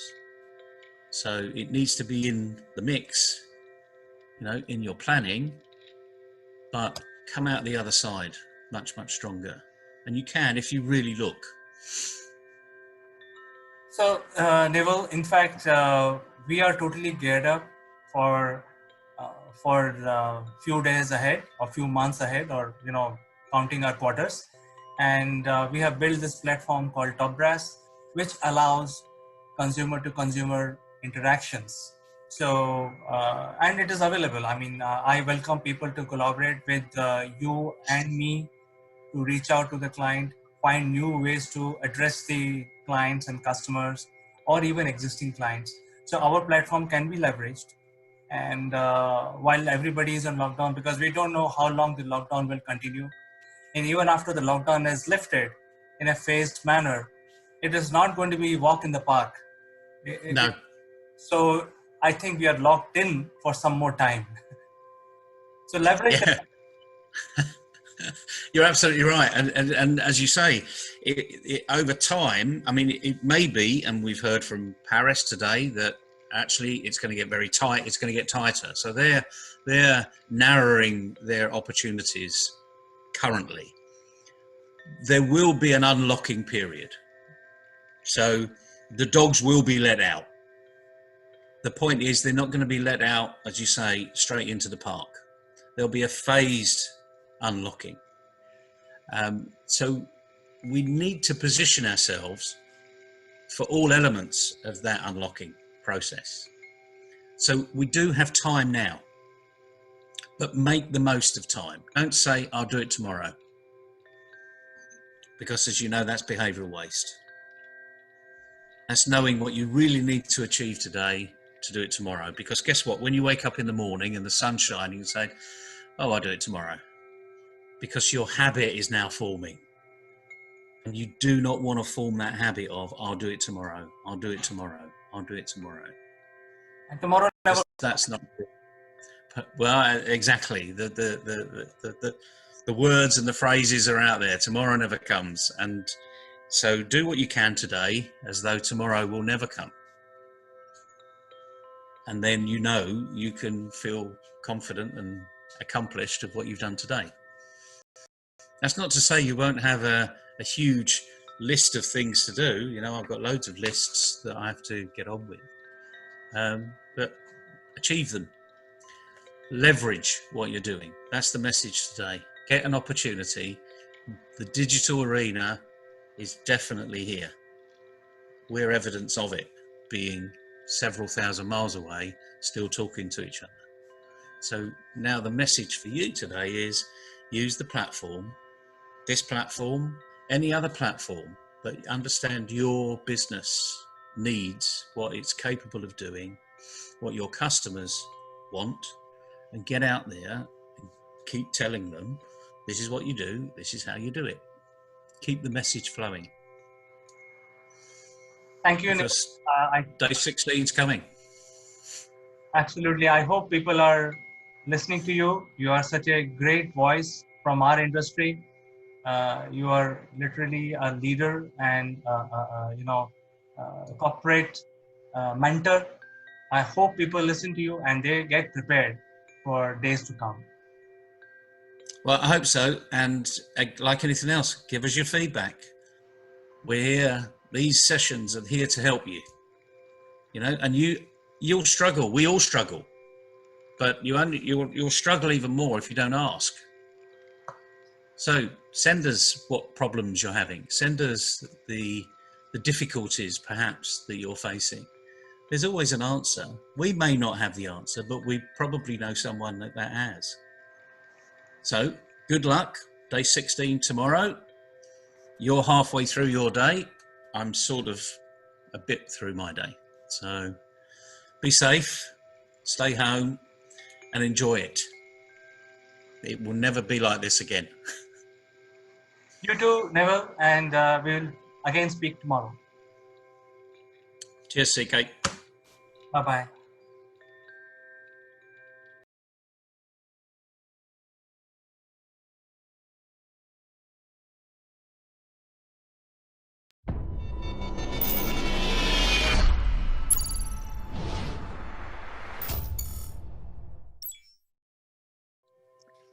Hello, friends. This is Chandrakant, and I welcome you all to Naval Gund Live.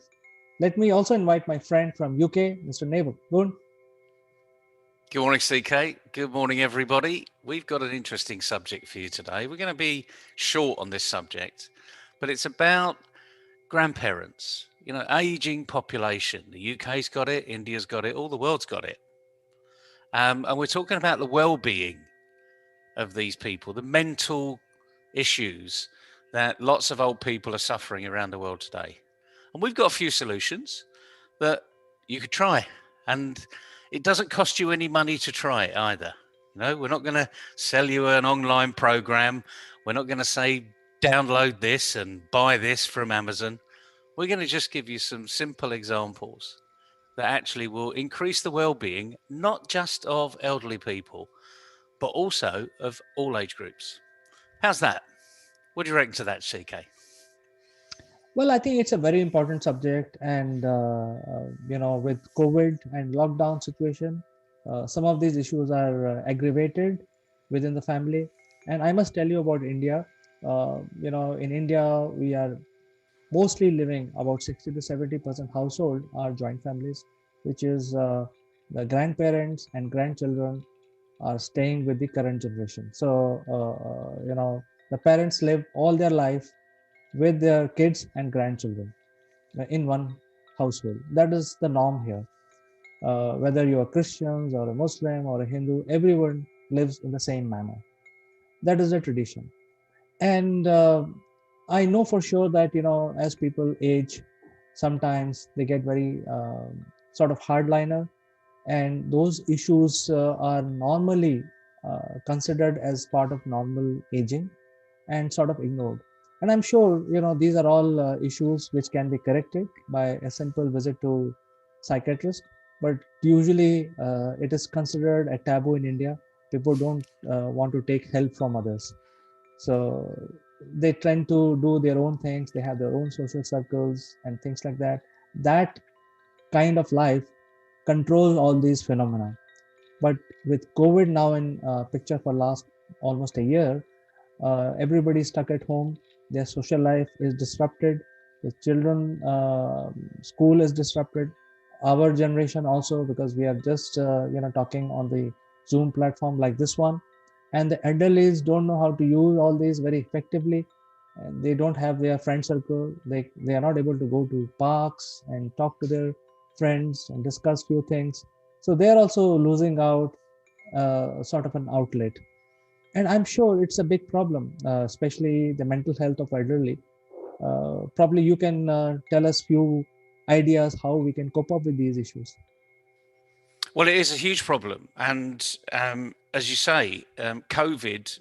I mean, it's good that you've got a family integrated unit, because I think that helps with all sorts of. I mean, effectively, you got babysitters on tap, as we would call it in the UK, and some families keep local, so that they've got that babysitting opportunity. I mean, grandparents or your parents have got more uses than babysitters, but when your children are very young, parents need a break too. So when the parents would like to go out, even for a walk, and they don't want to take the children with them, then grandparents actually sit in and become the babysitter. So this is nothing new. It's not rocket science. It's been done for years and years and years and years. So let's just take a leaf out of our ancestors. What did they do? Well, COVID has cooped us all up in the same environment. So in the first instance, I think what we need to be looking at is creating our own space, having times of day where you've got your own space and you do your own thing. So, and that's the children typically are going to be online. They're going to be doing their schooling. So the grandparents actually, rather than helping them with the schooling, perhaps leave that to the parents, and the grandparents, that's their downtime. They can sit in front of the TV, they can snooze, they can read a book, do the crossword, and just chat amongst themselves, have that adult time. So I think this is important to recognize. We need to be a little bit disciplined about what we do, especially when we're cooped up together and there's no outlet. We need to create those outlets. The second thing is, I remember as a kid playing cards with my mum, and we would, after dinner, or as we called it, tea, after about 5 o'clock, we'd all do the washing up, and then we'd sit round the table, and we've already done our homework because we've been home from school. We'd sit round the table, we'd play cards. I remember playing a game called Newmarket, which had 4 cards on the table, and you just literally played cards. And it was great fun. We cheated like everybody else. We laughed like everybody else. My mum laughed. And when, on an odd occasion, one of my grandparents was staying with us because they lived like 400 miles away, then my nan would laugh too. And she'd be one of the best at cheating. Okay, she'd be teaching us cheats we'd never even thought of. And it's fine, because cheating's part of the game. It's having a little bit of fun. There's nothing wrong with it. That worked for us. It could work for you. And I know, CK, it actually works for you because you started to play cards with the kids and your parents. So just lead people through what happens when you play cards. Yes, in fact, we had this issue where we were not able to find time to communicate with each other, because to handle these issues, I think communication is the key. Where if you are able to provide that platform for everyone to, talk and discuss, then they will not have these issues, the solitary issue, even though they are living in one family unit. So we thought that after dinner we will play cards, and that will give us a family bonding time every night, every day after dinner. So we started it. It is actually very interesting. Everybody is laughing on the table. Every hand that we play, there is kids are very smart, smartest of the cheats on the table. They learn very fast. So those kind of things are happening. Every hand we are laughing as a family. And we do know that laughter, is a good mental health medicine. It's the cheapest medicine out. And the nice thing is when everyone joins in, you can't stop the laughter. And I bet there are occasions in your family where you laugh for absolutely no reason whatsoever, and everyone laughs. But you never say, what were we laughing about? You just get on with it and you enjoy the next laugh. You are your own set of comedians, really. And anyone can do this. It doesn't cost anything to do.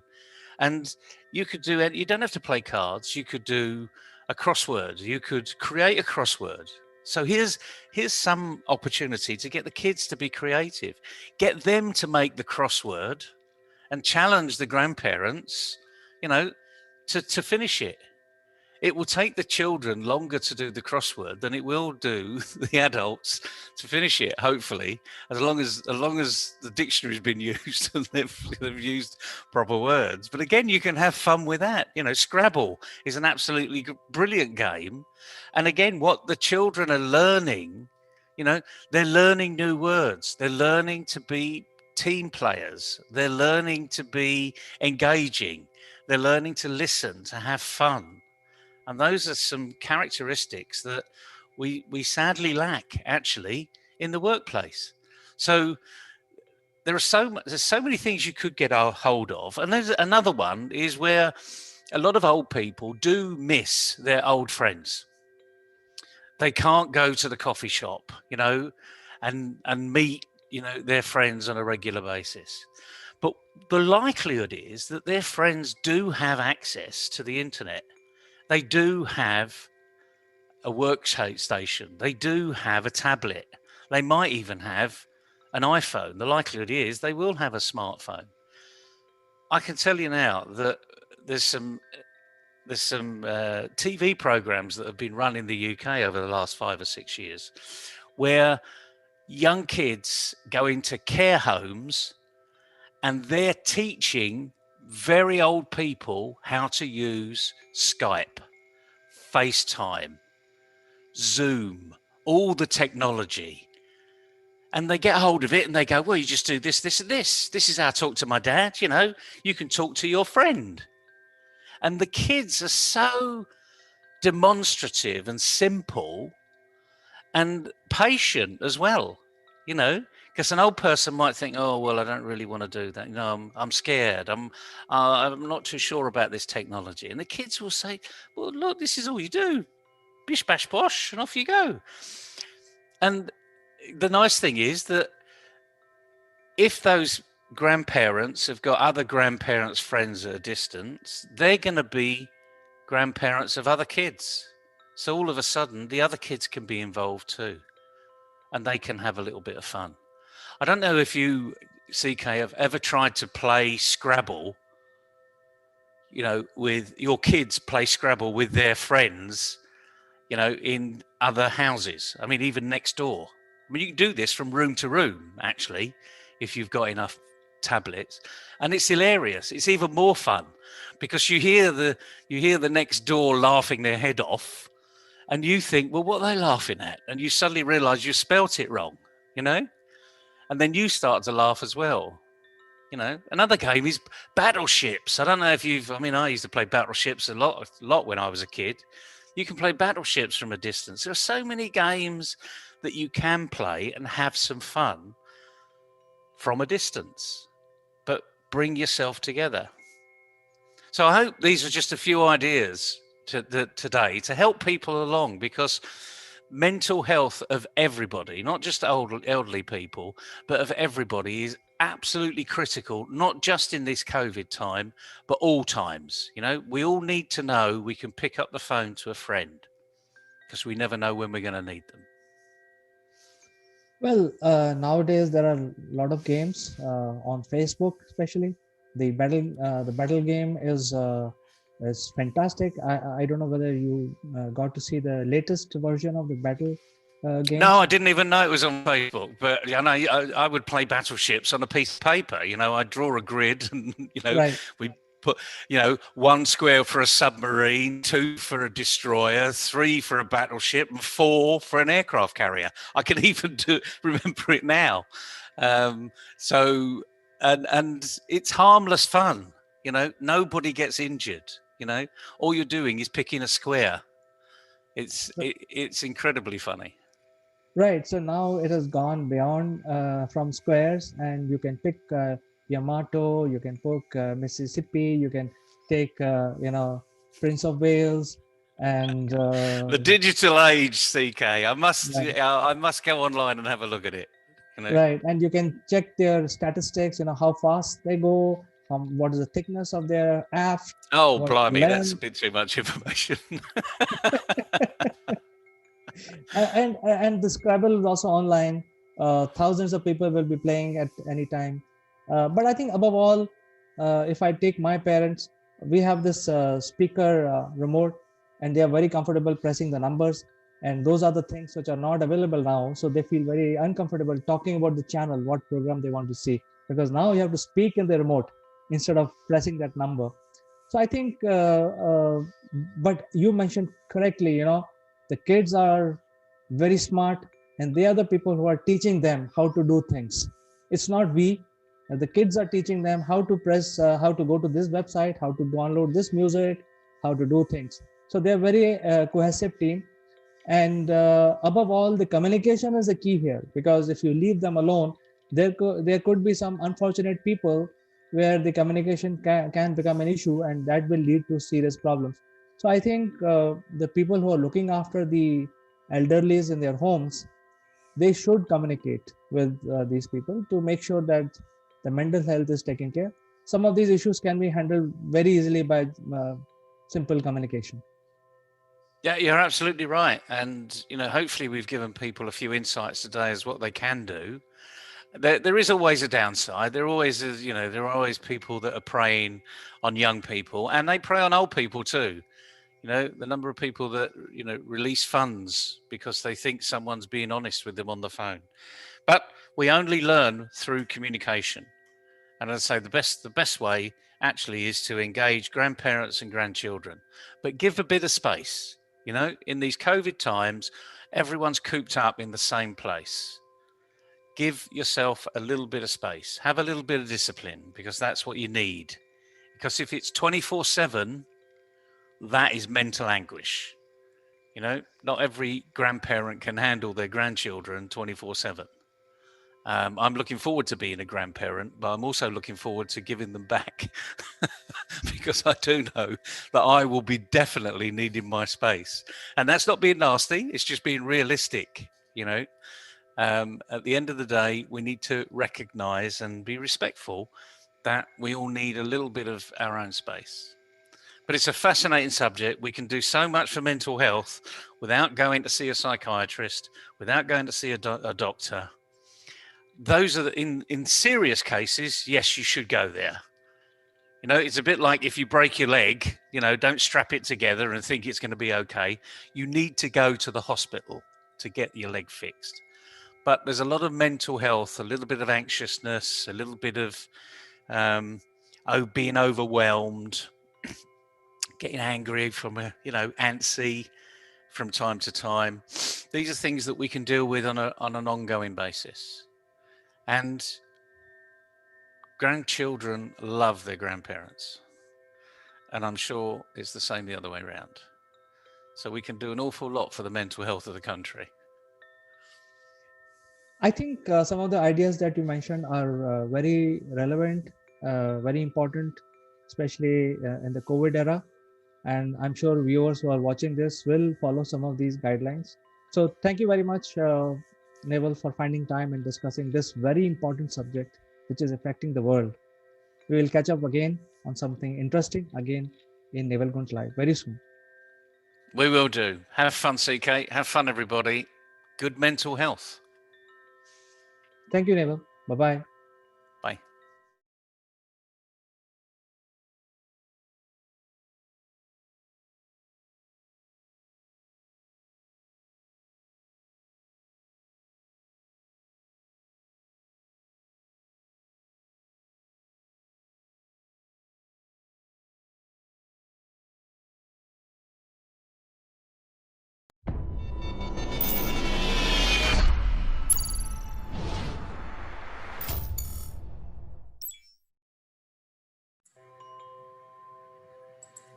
Hello friends, I'm Kanchan from Akulmach Technologies and we are welcome to our show Top Brass Nation. And today we have a special guest, Lieutenant Colonel Sandeep Khatri. He has joined Indian Army through National Defence Academy in 1995. He also contributed in Operation Vijay in 1992 and also in Operation Parakaram in 2002. A part of this, he served in the Indian Army in Kashmir and in Northeast and Western border during his army tenure. It is my honor to welcome you, Lieutenant Colonel Sandeep Khatri, in our show. Welcome to the show. How are you doing today? Thank you, Kanchan. It's an honor to be on the show, and it's an absolute proud privilege for me to speak to your audience. Thanks a ton.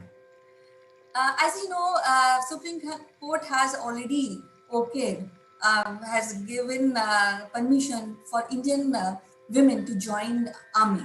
So, what is your opinion on this judgment of Supreme Court? It's a positive move in the right direction and a very welcome step in the interest of the nation. As I would give you some facts and figures. If you take the stats of the working women in India, we have close to about 27% of working women who contribute to about 17% of the GDP of the nation. Whereas any advanced economy, the figures or the contribution of women to the national economy is close to 40%. So we must encourage women to be in the thing, to be in mainstream and to contribute to the GDP of the nation. And as far as women joining armed forces, again, a very positive move. The women coming to armed forces, I have seen them from close quarters because I am from a department called Electronics and Mechanical Engineers, where we had women officers from the word go when I joined. And they bring a whole lot of skill sets with them.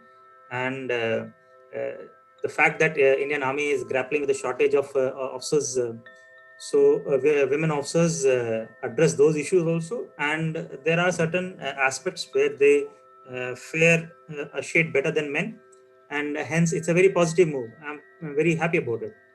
Yes, as you know that Indian women are always, few of them are always in a warrior mode, like, because we have a history of like Rani Lakshmi Bai and other female warriors. But it took a lot of time after independence for women to really go into Indian Army. Like I was just going through a couple of papers, and I find that Mitali Madhumita is the first woman hero of Indian Army who has received a gallantry award. And so I feel it is quite late actually to acknowledge the contribution of women, especially in fighting or serving a nation through army. What is your opinion on this subject? Well, yes, too late, but never anything wrong about it. It's a positive move, and yes, I agree. We've been slightly late, but then the reason being is the Indian Army is an extension of the British Army, and we owe many of our customs from the British Army to start with, where the way British treat the women as the queen, and we've treated ladies as respectable ones and not peers, something to be respected or and to be honored and that way. So, but we never treated them as compatriots to rub shoulders on the battlefield and all. And hence, we were infrastructurally not geared up to accept them. And as you say, the people joining army are also an extension of the Indian culture. The people joining army, we are not coming from any other place. We are the same Indians who are coming from the Indian culture. So Indian culture as such was not ready to accept women in positions of power. So gradually women people have accepted, and so has army, and so they have come into this place. And though as a nation we have been late about it, but yes, it's a positive move, and I'm pretty happy about the fact that it has come in, and they will do a whole lot of good to the Indian army.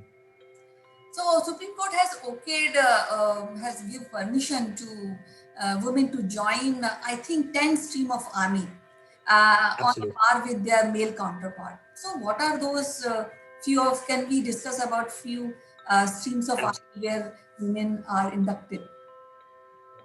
To start with, when women joined army, it was initially only in the Army Medical Corps and Army Education Corps. Medical Corps as doctors, and Education Corps, they used to teach people who joined after class 10th, those Jawans who come from villages. Subsequently, it got extended to three more streams, which were essentially support services. One was electronics and mechanical engineers, where we provide repair and recovery facilities to the equipment in the army. Army Ordnance Corps, which is responsible for the clothing, provisioning of clothing and ammunition for the. So these are essentially provisioning and supply chain aspects. And the third one, which has recently come in, is Army Service Corps. So Army Service Corps is the one which provides us rations, fuel, oil for the lubricants for the vehicles and the equipment there. So these are all administrative places where women were inducted. After the recent verdict, 5 more have been added. These are Corps of Engineers who are into the field of demolitions, bridging, laying mines and all. Corps of Signals, which is essentially into providing communications while on the move. Army Air Defense, which is there to provide defense from the aircrafts. And 2 more are military intelligence, where women have been inducted in, and Army Aviation as pilots. So in total, we have about 10 streams where we are having women officers. Okay, so what is now the reaction of all long-serving army officers towards this new change when they have women officers also, and sometimes I think they are in commanding position. So how these men, especially in army, reacts to this new situation? See, it's too early to comment on that because the verdict has just been passed, and post the verdict, mechanism has been put in place for now. Earlier, the women were serving till about 14 years in short service, and in some cases where the terms and conditions of engagement were not very clear to start with, some of them have reached about 18, 19, 20, 21 years of service. So, in those cases, the wording, the thing was not clear in those cases. So now we are putting them through a process wherein they go through a selection board, like all male officers do, to assume commanding positions. So these boards are scheduled sometime another year down the lane, and the women officers are gearing up for their levels of fitness. I can see them working on the fitness, and a lot of them making comeback after maternity leaves and all that.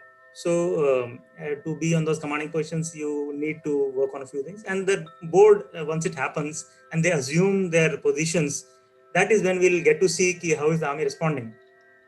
We are pretty optimistic about their capabilities because we've seen them for last 15, 20 years. It's only that seeing them in a particular position, which is yet to be tested. Otherwise, they've been for 20 years and they've done a great job, and we're pretty hopeful of them doing a good job. So now this is a new change when women are in army, and personally I feel that every citizen of India should get army training. But it's good that at least we have increased in our in our thought process and work towards this great idea of having women in army. But how this has impacted, this decision has impacted Indian society? It's a positive move. People are seeing Indian Army as an organization which is pro-women, which is a neutral organization, which is not gender biased. So the entire image of Indian Army has taken a boost. Uh, and as you rightly said, we have a history of women warriors, and there are a lot of women who are worthy of this uniform and who always want to join this. And this step will go a long way in encouraging those women to take up this profession. So it's a positive move in the right direction. So, what is your message for young women and girls who want to join army? To all those viewers, those girls who are in that eligible age bracket to join army, I would say this is one of the finest professions to be in. This is one of the most noble professions to me. I'll say that teaching and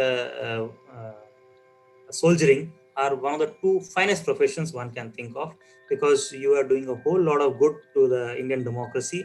As I said, a teacher a teacher creates a future citizen of the country who is the building block of a democracy, and a soldier is the guardian of the democracy. So if I say in the interest of the democracy, these two professions are the best. So all the girls who are watching us on the show, I would say, if you have the zeal in you, and you would like to test yourself, this is one of the finest places to be.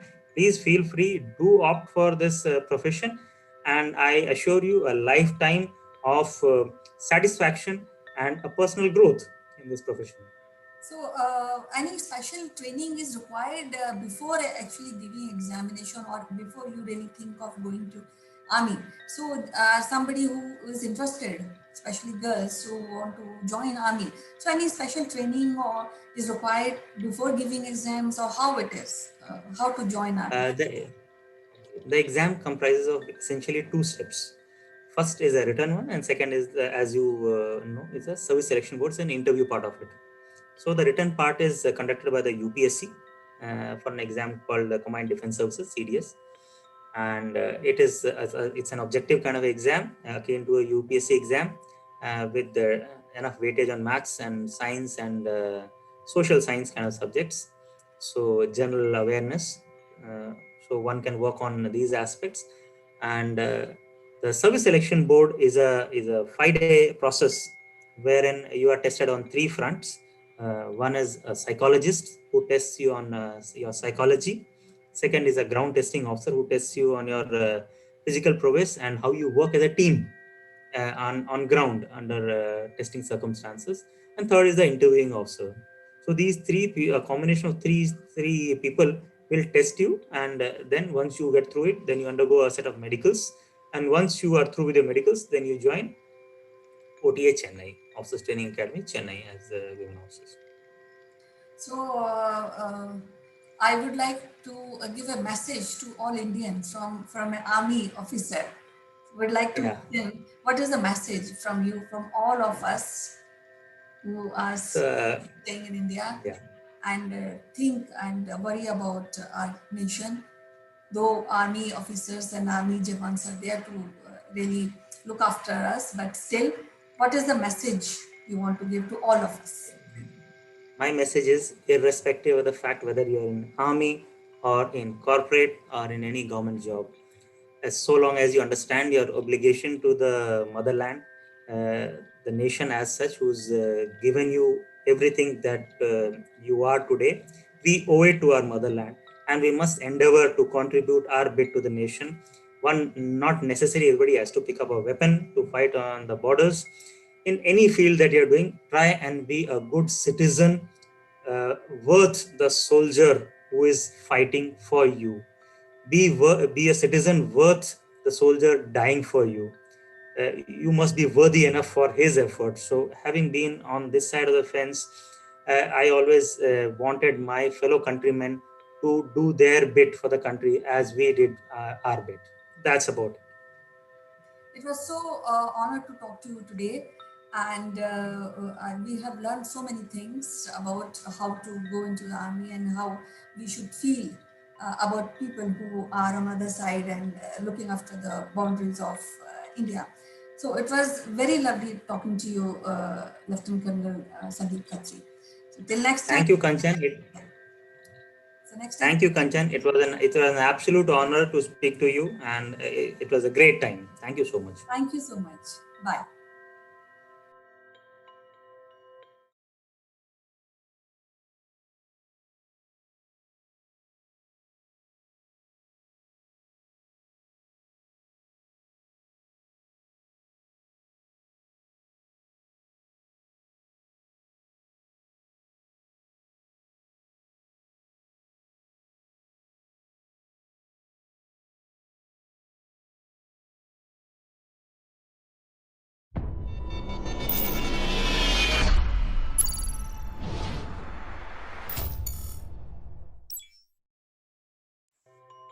Hello friends, I'm Kanchan from Akulmach Technologies and you are welcome to Top Brass. Today we have Sitesh Srivastava from Johannesburg, South Africa. And as you know, he has a deep interest in corporate training. In fact, he has done so many training for professionals and marketing people in his career. So welcome to the show, Sitesh.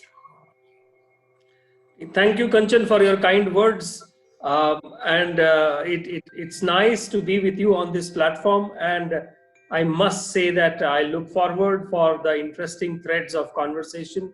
And I hope we are able to help some of the people, some of the students, some of the career-minded youngsters out there who are seeing these videos. It is our pleasure to have you on our show, and it's quite interesting to talk to you regarding various subjects which related to corporate trainings, hard skills and soft skills. So as you know that we have been doing change management, and then the parameters we have discussed about how the change management can be attained productively.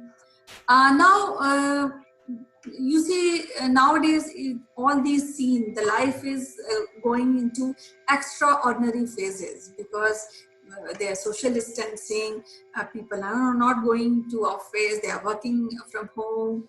So, one of the major part of change management is taking decisions. Now, what happens if you take now, it's very easy to really ask people to go from the organization and at the moment, but then hire is again is kind of a challenge for many companies. So what has changed? What has changed in this period, and how you look at this time? So, Kanchan, this pandemic, which is once in a lifetime or once in a century kind of a situation we have seen in this world has seen, probably the last such situation would have been around Second World War between 1939 and 1945. So almost, I know 75, 80 years, once in a century things are there. And therefore, everybody from the educators, from the corporates, for the youngsters who are passing out graduates this year, you see all big guys are trying to say nice words to the graduating class, and saying that, hold on, we are there, things will be okay. And so everyone has to not just think, people have to rethink the way the work has to be delivered, the work has to be assigned, the work distribution has to happen. And this particular change is what I call paradigm change, which happens very few times in our 40 years, 50 years or 60 years of a career. And therefore, everyone has to be geared up for this new way of life. It's a new lifestyle. It's a new way of living. Whether it is change management, I mean, I have been told, and we discussed this, one thing we cannot stop is the technological change in this world. And that is what is happening. So let us use this time to inculcate and bring the best of the breed of technologies amongst us. And remember that technology itself cannot do anything until and unless we are passionate to use the technology with the right kind of content and the message. Yes, very valid point. And because to use the technology to come on the online platform, you have to do little preparation, because there's an audio, there's a video, you have to be a good communicator, you have to be a good listener. So all these aspects play a major role in online kind of communication and platform, where in fact you want to teach anything. So again, teacher and student coordination has to be perfect. And for that, I think you have to kind of practice, you should have experience, right? Yeah, and I was just, I think a couple of weeks back, I was really surprised when I just looked up the synonym and the meaning of the word virtual. And I figured out that one of the synonym was real. And I was thinking, how come virtual becomes real? We always used to say real is real, virtual is not real. But now in the I just Googled it out and I saw one of the synonym of virtual as real. And now that keeps me thinking, if virtual is real, Kanchan, then what is real? What is real? Can the real stand up? Okay, so what the conclusion you came up to after really going through this search? I figured out and I analyzed this, that in this online world, we have to do something where this online virtual world blends with the real physical world. And that will be the winning strategy for both platforms, the online as well as the offline, as well as the physical being that we are. And this is the time where the technologies, the new technologies, whether it is artificial intelligence or machine learning or big data and all of these things, predictive design, all of this has to merge the physical and the virtual world, because now virtual is real. Yes, definitely. Yes. Yeah.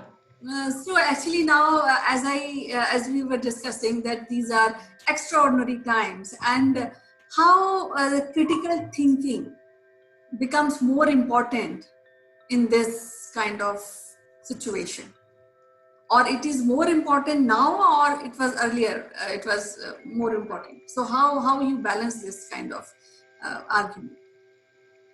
So, critical thinking was always part of our corporate landscape.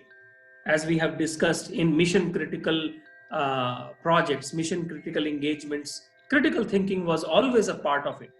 But now critical thinking has come out of that and it has come into our homes, because we are at homes. The critical thinkers are at home. So therefore the critical thinking has to become a part of our daily life.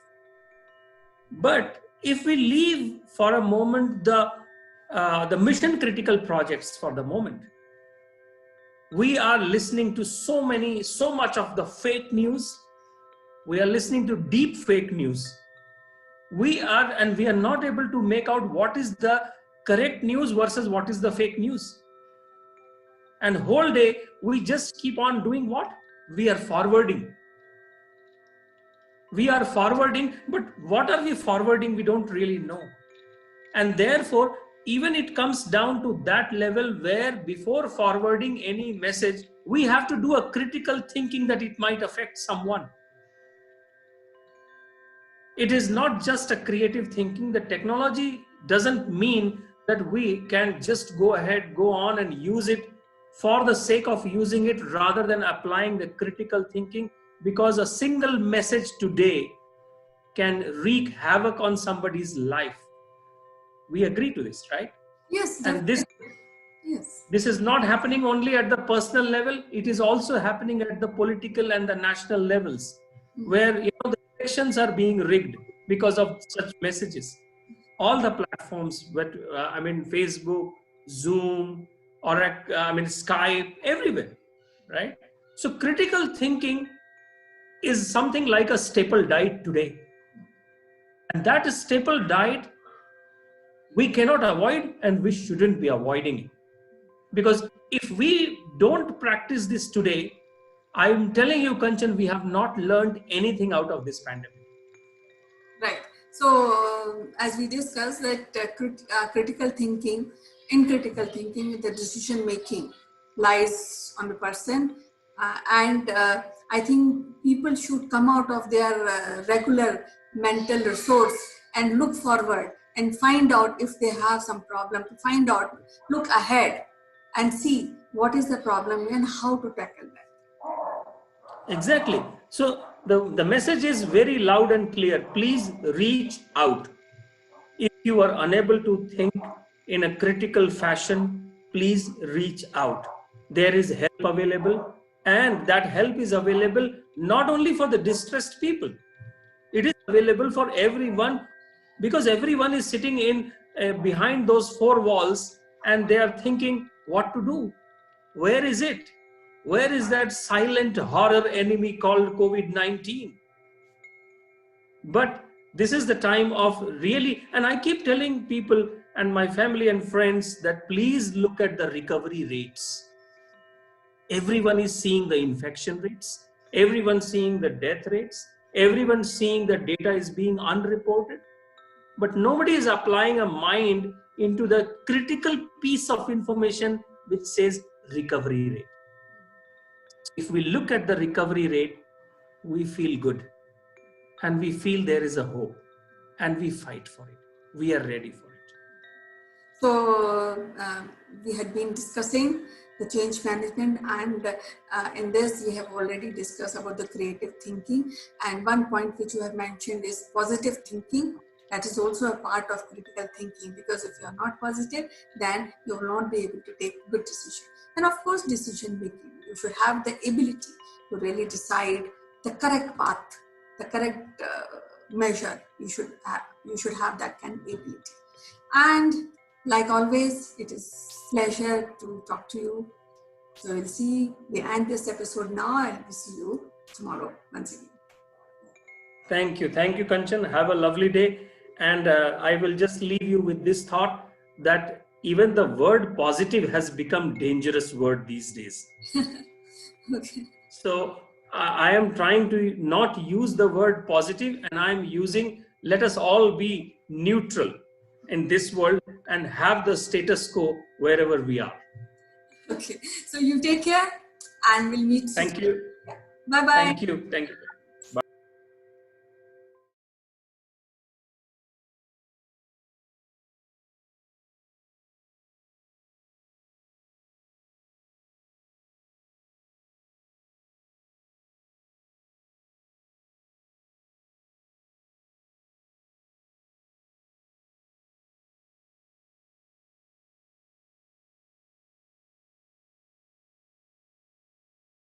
This is Chandra from Akulmach Technologies. Welcome to Top Brass. Today we have a very eminent personality on the show, Mr. Neville Gant, who is the MD of MindFit Limited. And today's topic of discussion is about, what we can do to bring our business online. So before I ask this question from Neville, let me give a bit of background. Last week, there was a news that both Zoom platform and Hangouts opened their softwares for free for everyone. So although it is a free platform where you can have one-to-one communication, but last week, both these platforms allowed the full version for everyone until July. The impact of this is that many businesses who are doing physical activity can do it online, while there is a isolation is enforced by various countries. So Neville, this is a very remarkable change in the industry, the way we do business. What do you think we should do to bring our business online? Well, good morning, CK. Good morning, everybody else.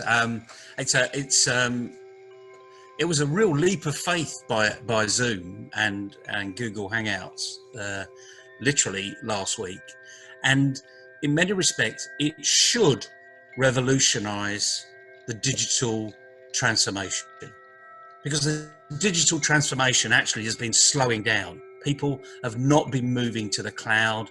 They've not been taking that leap of faith into becoming digital. What do I mean by that? Well, we have got an analog type mind. We go from A to B to C to D. And the beautiful thing about digital is it allows you to move all over, like a scattergun. You know, you can create algorithms to go here, here, here, here, here, here, and really do almost anything you want in the digital space, even when you're asleep, because your website is there 24/7. Not like your business cards that are stuck in your wallet, you know, and are only passed around when you go on a networking basis. So what Zoom and Google Hangouts have done is they've given the impetus for people to say, what do I need to do to go online? And we already see a lot of people moving down that route. I mean, I've seen I watch breakfast TV in the morning. I have my cup of coffee and I get an overview of not just what's happening in the UK, but what's happening globally. And today, the biggest highlight was lots of these trainers, personal trainers, have gone online. So rather than going to the gym, they're doing their training sessions, by the way, for free. That magical word, you know, that everyone says, is it free? Oh, I'll have some of that then. They're going online and doing it. And there's one guy that had 2 million people on their YouTube channel yesterday on a live presentation. It wasn't costing them anything. They were doing their own workout anyway. So they were doing something they were normally doing, but they had 2 million followers. And guess what? Because all the kids are now at home too, the majority were kids. A whole new audience had come to this person. And we're seeing it with other presenters as well. We're seeing, I believe Darcy Bussell has got, you know, the ballerina that then went on to Strictly Come Dancing. He's doing online workshops for free. They're giving it away. They're encouraging people to come and say, this is who I am, this is what I do, come and have some fun. And that word fun is the bit that we need to focus a little bit on today, because a lot of businesses don't have fun. They really don't know why they're around. They want to make money. Well, now is an opportunity to move online and think of what you have to do to your business to make it digital. Akulmach is an absolute classic. You know, in some parlances, before the internet, Akulmach would have been a networking event company, bringing people from all over the local arena into an event, because that's the only thing that a network could do. But now, you're a great network online.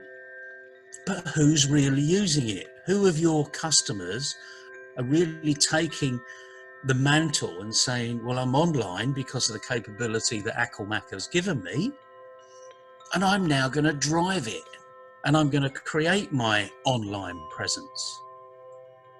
And what that means is, this is going to become normal.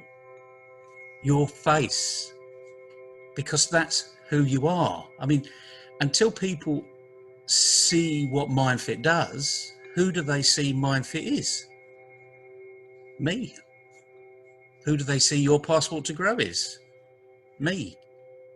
You know, and don't be worried about it. This isn't being selfish or over promotional. This is being comfortable in who you are and what you're doing and who you're doing it for. So here you go. You've been nodding away here. I've been talking far too much as ever. So does this make sense, CK? You know, is Akulmach now, you know, as it transitioned into this great online network community? Neville, let me try and answer this question. Personally, as an entrepreneur, I had complete faith on the online medium, even before this situation of social isolation became reality today. So 3 years back, when we started this company, we wanted to focus on online. And therefore, we created this platform called Top Brass, which allows personal branding and company branding very easy for the startups and SMEs. And I'm very proud to say that in last 3 years, we have been able to build a network of 1 million CXOs worldwide. And so it's a B2B network, and the startup and SMEs can leverage this network by talking about themselves. What this platform do is basically help the CXOs to basically sell themselves. As you said, this is going to become a reality. So the point is the Top Brass allows CEOs and top executives to sell themselves in order to sell their services and their products. So if you can't sell yourself, the chances are you will not be able to sell your products also. So this is a strong platform that allows the CXOs to go and talk about what they feel about their product, about the industry, about investor community, about the growth path. This shows the maturity of a person, and hence you create an image. Hence, the person can create a certain level of maturity, business maturity and etiquettes, which will help you sell your products from the company. So this is exactly what we are providing, Neville. I'm quite happy that we have about 1,500 SMEs and startup using it globally, and this number is poised to grow. So there are two growth that we are seeing. One is the B2B network is growing on one side. That means more and more people are coming and joining, and the user community is also growing because now the B2B network is strong enough for the SMEs and startup to address. So I think even before the social isolation became a reality, which I'm personally presuming that it is going to be there for next couple of years, because whatever we are seeing today is not going to go away just by 2 weeks of isolation. No. So my urge to the SMEs and startup is to get online, get onto a platform like Top Brass, change the way you do business. Try to bring online into your, how do you do your marketing? How do you do your branding? And Top Brass can be one of the very low cost, high value tool for any CXOs who would like to address the B2B community. Gotcha. And that was so rich because you explained your journey, and that's what people want to hear.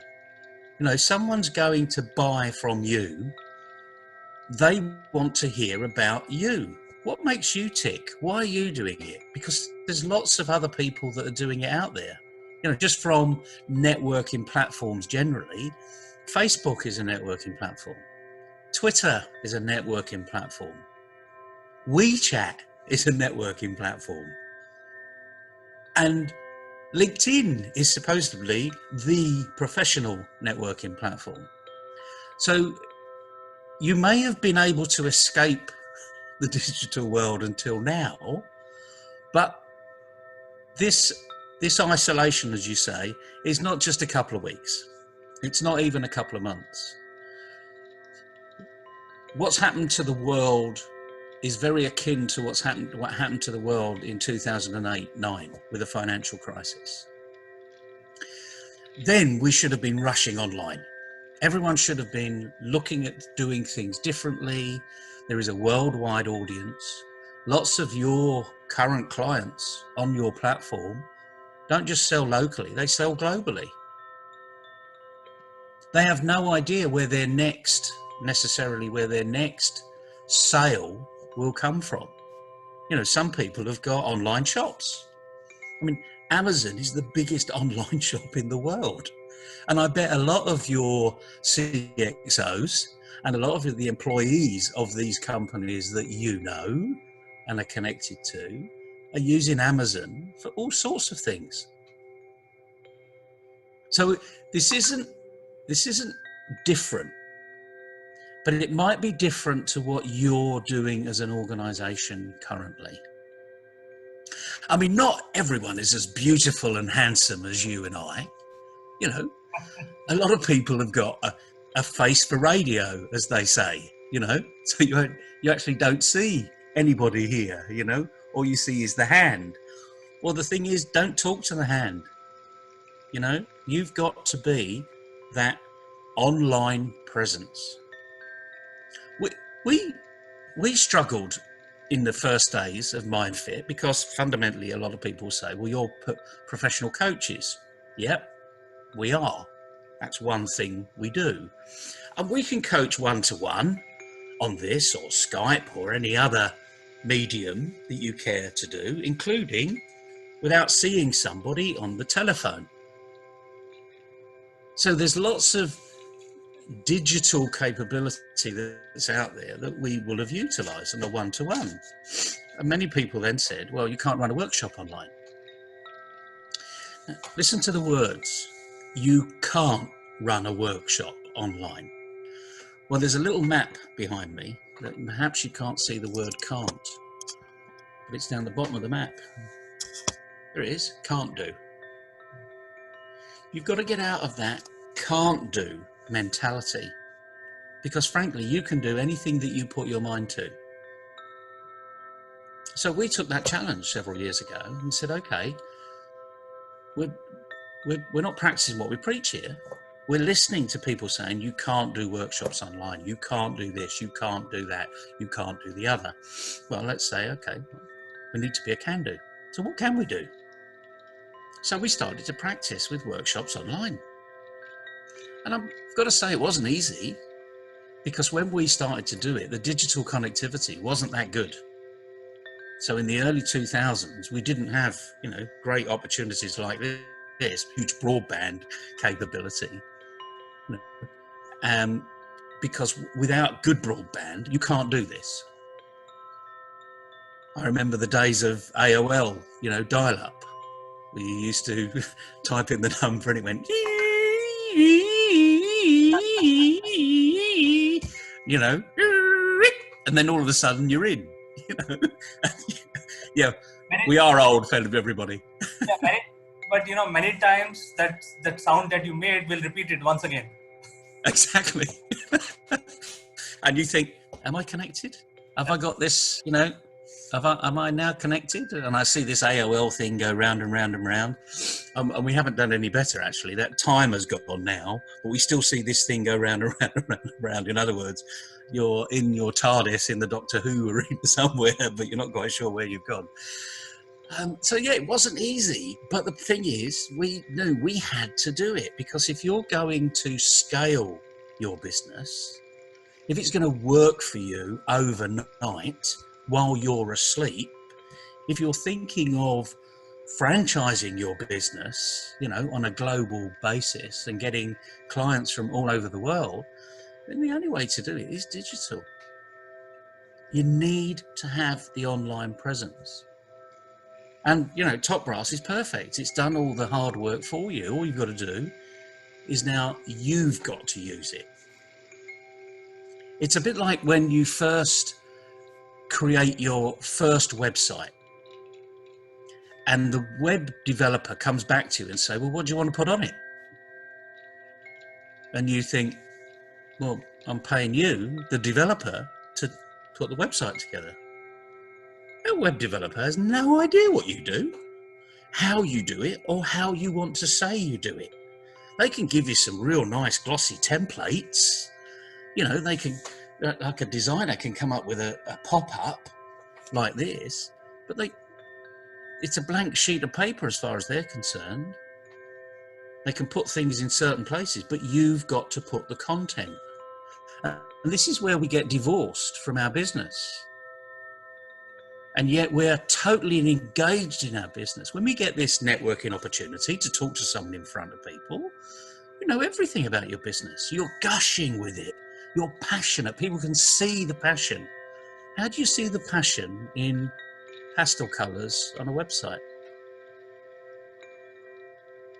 And we've all been there, haven't we? You know, how do we get our message over? And we spend ages on the little design of our business card, because that's relatively straightforward. But we spend very little time about thinking what we do and what all of our messages are doing, not just in our printed material, but in the digital material. Because at least with the printed material, you can rip it up and put it in the bin. And if you don't want to send it out, no one will ever see it. But as soon as you put it in the digital space, it's there forever. It's a permanent record. One thing we know about the internet is as soon as you put something there, you really can't delete it. It's somewhere in someone's data recovery system. It's somewhere now in the cloud, which, by the way, isn't the cloud. It's still a bunch of servers somewhere, physical. So Neville, this is exactly what Top Brass comes in the picture, because the Top Brass works on a concept called eyeball. So when somebody is looking at the social media digital image or a video, the eyeball plays a major role. So the eyeball is in certain places on the screen of his mobile device or his PC, but so we play on that. We will try to make sure that your promo has the maximum stuff in the eyeball area, and the duration at which the duration for which your content is visible is only 10 to 15 seconds. So first off, you have to design something which is in the eyeball area, and then you have to make sure that it is attractive enough to tickle the bones of your end user or your investor to go and further explore about your company. So this is exactly what we do. We allow this facility to come forward for all the SMEs and startup. The second thing is, at a very low cost, the startups can actually address all social media without any prejudice, because each social media has its importance in promoting the brand and promoting the business. So it is not only LinkedIn which will get you business, there could be a Twitter feed which will give you a business. So Top Brass is a one-stop digital platform which interconnects all social media into one. So you don't waste time in creating multiple formats. One is for Twitter, another one for Facebook, another one for Instagram, and so on and so forth. There are so many. There is Tumblr, there is Quora, there is Pinterest. There are so many others as well. So this interconnects all these platforms so that you make one post. Top Brass will take care of formatting. It will take care of eyeball. It will take care of making sure that it has visibility of your brand and your products. And this will give you a cost saving in terms of realigning your workforce, because this is automation.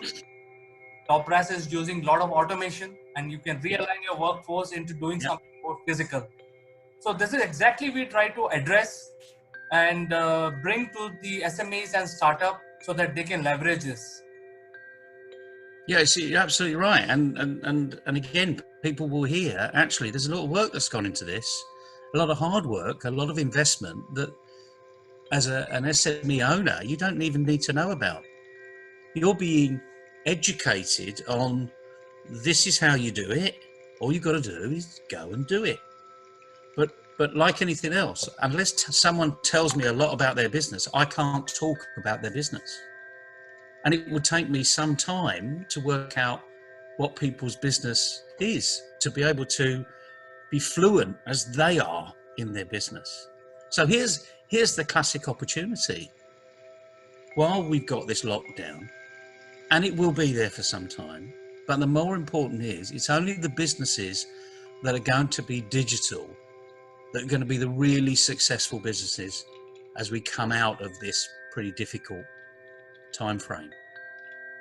If you haven't got a digital presence, your business will, unless it's very, very local, like the corner shop, and it relies on footfall, so people getting up in the morning and walking past as they walk the dog, and they think, oh yes, I need milk, I need bread, I need a paper, So unless you're in the basic necessities on the high street, you have to be digital. And even now, people in the basic necessities realizing they need to be digital too, because there are some times where it's pretty difficult, and now's the time to deliver. And they're thinking about not delivery in the normal sense, like the paper boy, walking around and with the papers and throwing it, as they used to when I lived in America. It just end up on the lawn. But they're talking about drone delivery. Now, before, we would never have thought of delivery by drone. The perfect delivery is not to your front door, it's to your backyard. Perfectly secure, perfectly safe. They can even take a picture of it when they're disappearing to say, yes, that's definitely your backyard, because that's your dog. So all of the capability that we think of as a consumer, let's start thinking of it as a business owner. As a consumer, what do I want from the people that are selling to me? Because guess what? We're all consumers. We may not like to say that, that you are, but we're all consumers. So look at your business as a consumer, because that's one of the best ways to do it. And if you haven't got that capability, then ask one of your employees to look at it as a consumer and tell you all the things that are right and tell you all the things that you can do better. Not that are wrong. Don't use this negative language. We can do better. It's that can-do attitude. And your platform on Top Brass has done all the hard work, just like LinkedIn has done all the hard work and Facebook has done all the hard work. But you've got to put on Top Brass who you are, what you do, why you do it, and drive your business. To me, the only thing difficult in this is starting to do it. And if you haven't got that get up and go, these difficult times shouldn't be the catalyst, but they are the catalyst for a lot of people to do things slightly differently. I know people that are not very good at public speaking, and I've given them loads of advice on how to become a good public speaker. Guess what? Google it.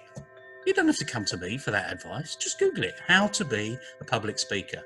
There will be billions of responses on Google that will tell you how to do it. The thing is, you've got to have your filter on of who's telling you the best way and the right way. So go to the more established experts. Don't go to fake news sites. Governments around the world are closing down all of the fake news. Why? Because they know that you need to have the facts. There's nothing difficult about that. So work with the facts. Go and do something that's going to be of real value to your business, not just today, but it's going to put you on another curve, a trajectory. And when you start to do it, do you know what? It's a lot of fun.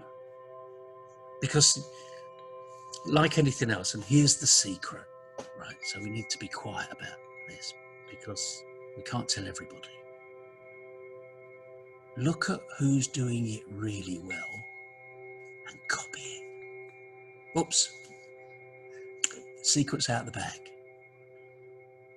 You can copy anybody as long as you don't copy it word for word, because it's your business, it's not theirs. Copy it. If it's really attractive for you, then do what they're doing and adapt it to what you're doing. It's not cheating, it's called being smart. One of the best things you can ever think of is look at some of the really big companies in the world that do lots of great marketing, are on TV doing advertising. And look at the stuff that you get involved with. You know, if you've never looked at adverts like this, you need to start doing it, because guess what? The TV stations are still doing what they've always done. Advertising is still being sold. Go on and look at the next run of TV adverts and just see which ones draw you in. You know, if you look at all of the perfume adverts, typically they're really attractive women. They're not ugly guys unless they're selling male perfume, in which case, guess what? They tend to be really attractive guys. You know?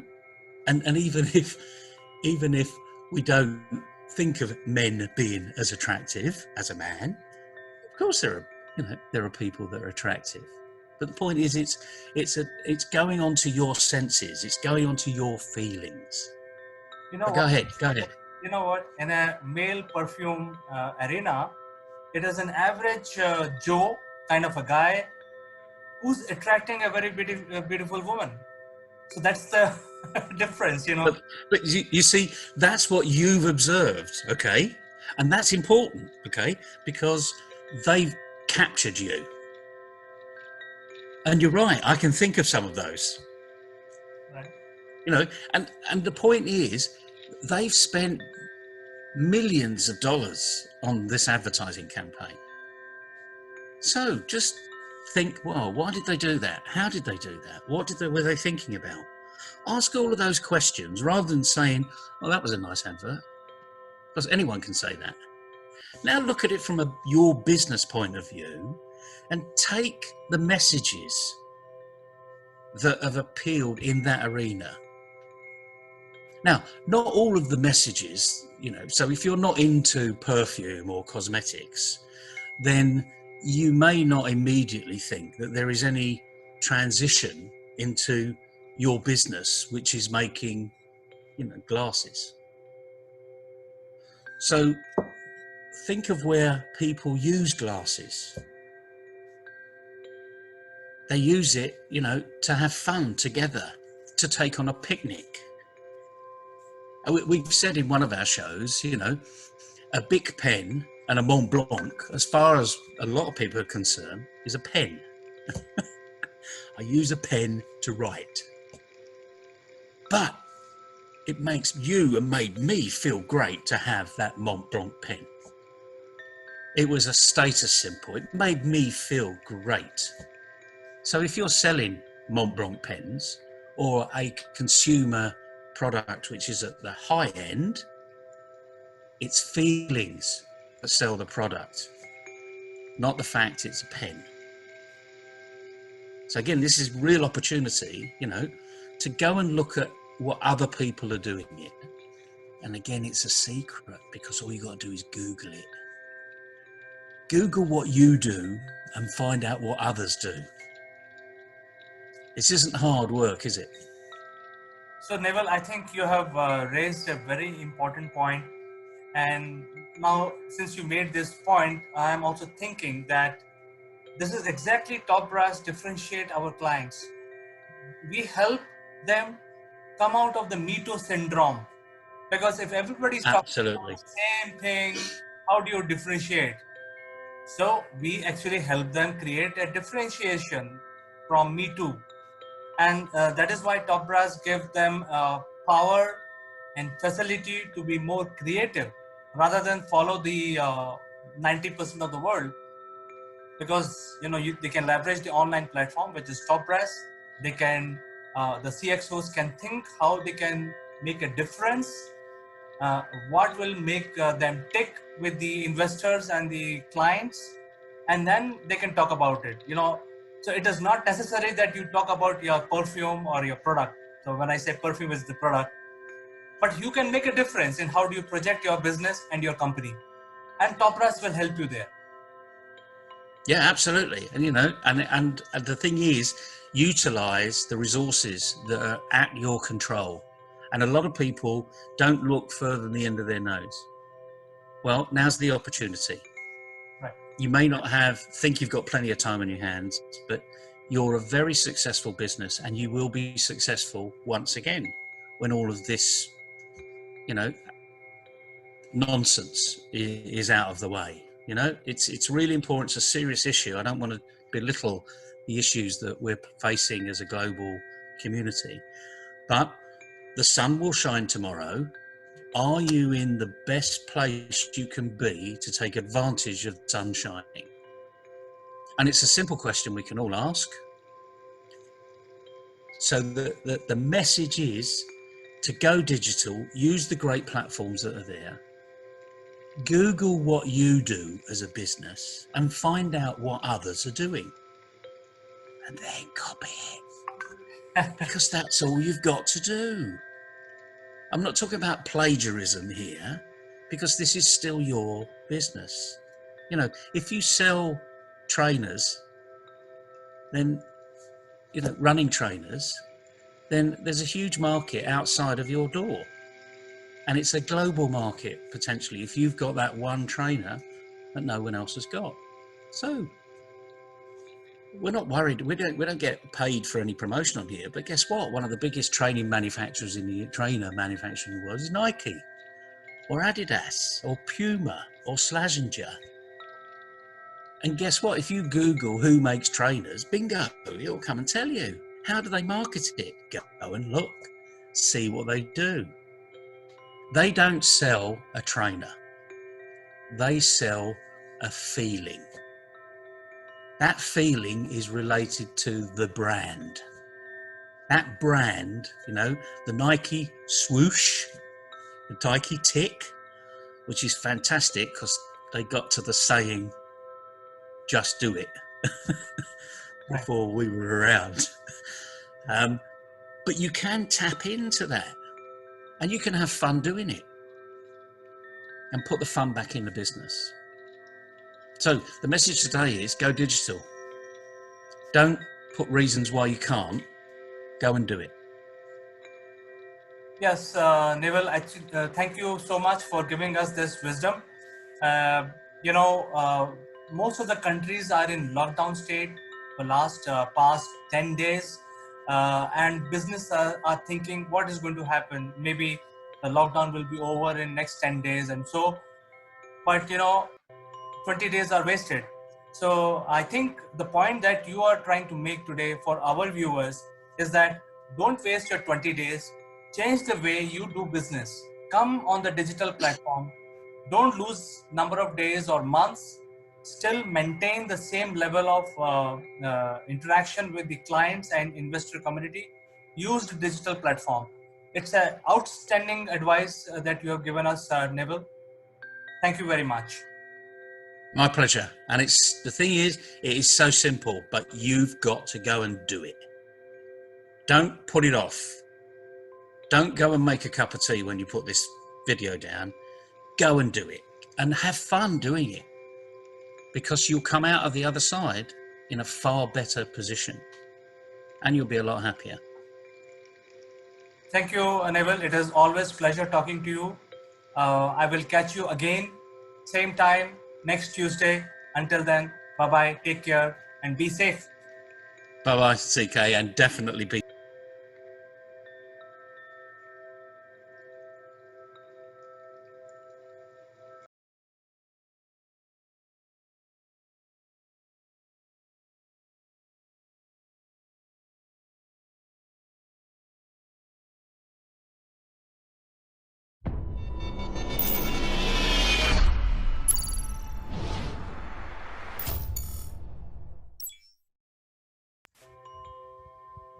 Hello friends, this is Chandrakant from Akulmach Technologies and welcome to Top Brass. And friends, as you know, we are on the journey of understanding the human rights and also the legal system by and large. And for this purpose, let me invite my friend, a very senior advocate from Ahmedabad, Mr. Nagesh Sood. Hello Chandrakant, hope you're doing fine. All is well, Nagesh, and for the benefit of viewers, let me briefly introduce Nagesh.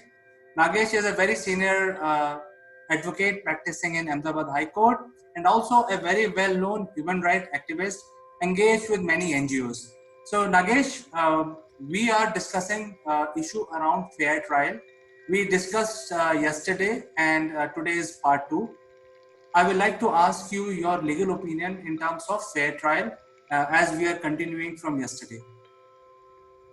Absolutely, Chandrakant, we're discussing right to fair trial as one of the human rights available to people in the world. So let me begin with a quote of a famous jurist, William Blackstone. The quote is like this, I quote, "It is better than 10 guilty escape than one innocent suffers." So a trial is a process by which a court decides on the innocence or guilt of an accused person. Fair trial is not something like a favor afforded to that accused person, but it involves a bundle of legally enforceable rights guaranteed by the state, that means the government, to its citizens for whom the state itself exists. We know that state is the government, which is by the people, for the people, and but to the people and from the people. So the principle of a fair trial is put in a basic terms of certain rights, such as a right to remain silent, the prohibition of double jeopardy, then the right to legal counsel, the right to be notified of charges, etc. The principle is much broader than these individual guarantees which I just mentioned. Actually, the right to fair trial includes the notion that each individual must be able to make use of these procedural rights regardless of his individual capabilities. So there would be people who are rich, there would be people who are poor. So every individual must be able to enjoy these procedural rights. Now, the quality of every turn, fair trial norms are nuanced to afford particular protection to the more vulnerable and disadvantaged people also. So these rights are constitutionally guaranteed, and they compel and cast a legal duty on the judge to ensure that they are respected, realized, and never violated. So, Nagesh, we have a very strong legal system, and in last so many days, let's talk about one of the most popular case recently is the Sushant Singh Rajput's death, and now the you know people are thinking that you have to catch the girlfriend, which is Riya Chakraborty, to get all the evidences out. So far, it has gone through legal battles and it has gone between Maharashtra, Bihar, Supreme Court, and then it has come back to CBI. So I think none of the rights of Riya Chakraborty have been taken away. I think she has used all rights available in the legal system to protect herself. However, I have one question from you. The kind of exposes the media is showing about what was going on, does that not come under any sort of legal jurisprudence? Yes, Chandrakant, so far as the media trial, which is going on since so many days, it has its own limitations. Now, under the law, there is a procedure that means a trial has to be conducted or upon the investigation made by the investigating agency, what kind of proofs or statements they gather during this investigation is what which is going to reach the court of law. Now, today, if we see that the media is collecting evidence, some of which could be fake, some of which would not be relevant, some of which are questionable, some of which would also affect the case. Because if a statement is being given by somebody on television that I have seen this or I have seen that, then of course the same person will be put as a witness in the witness box before the court.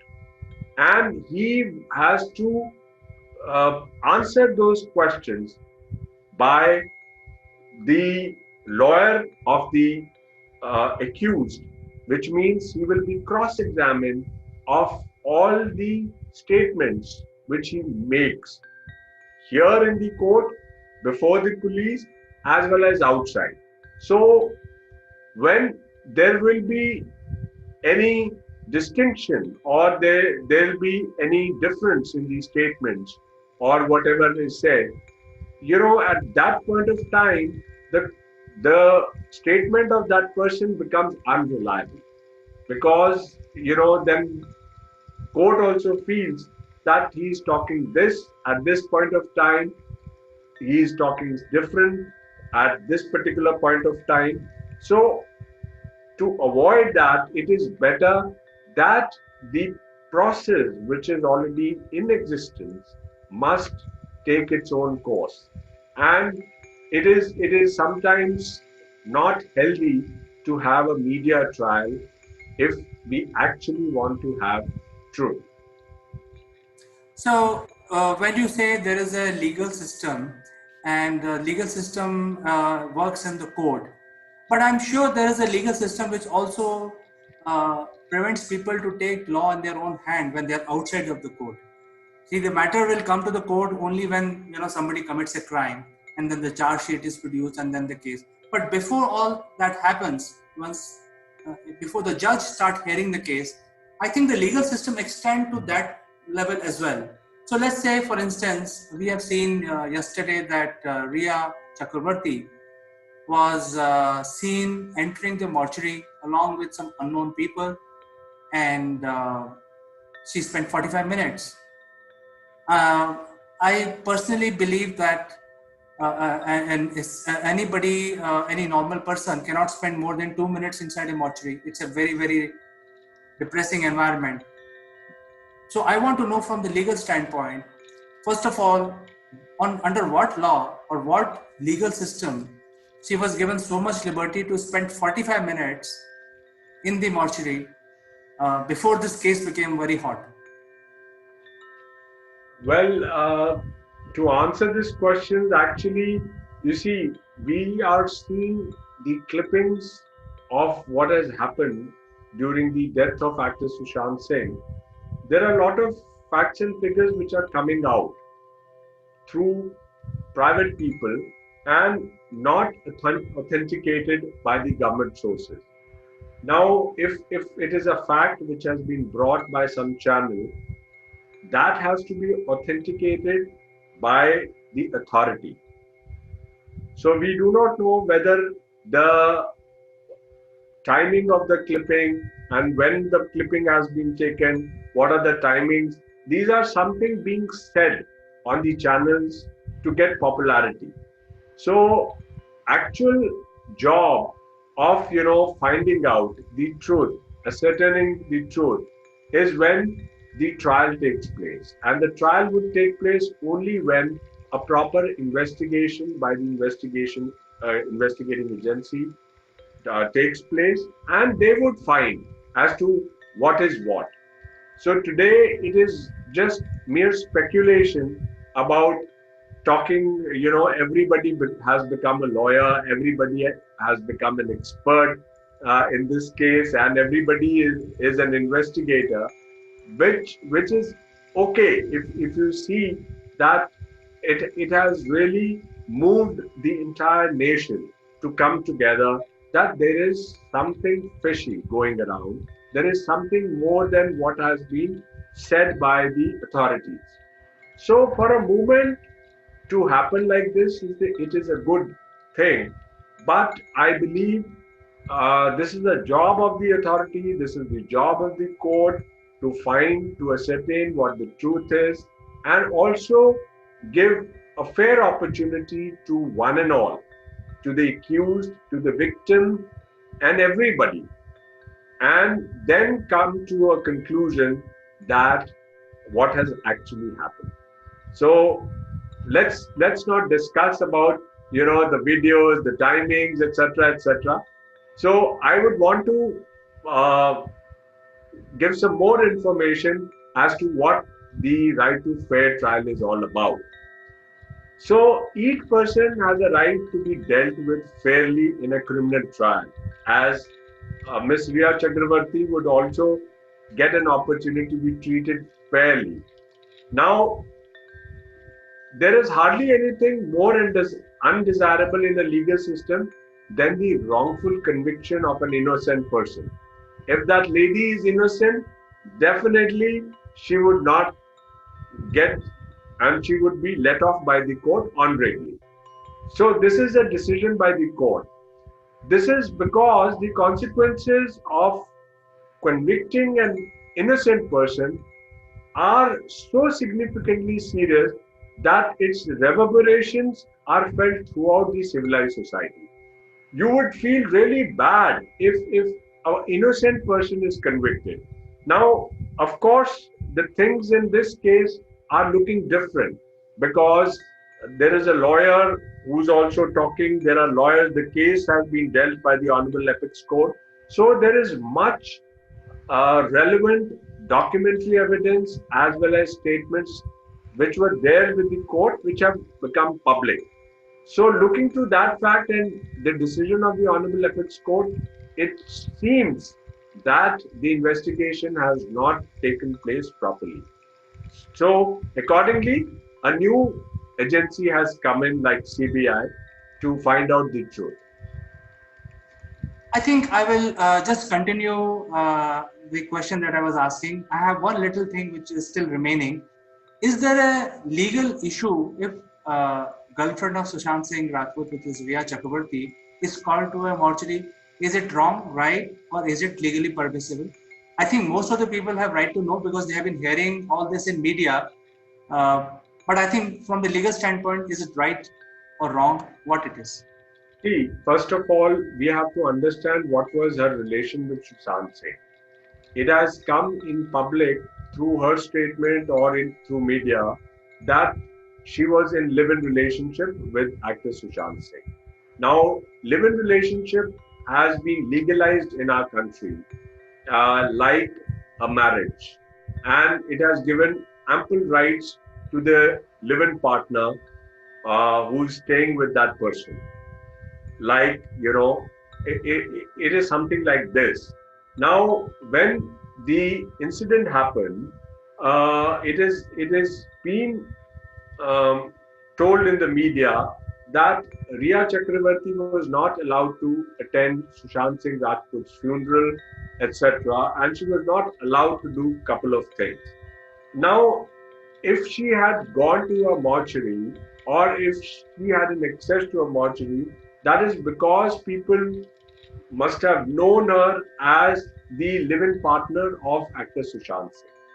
Now it is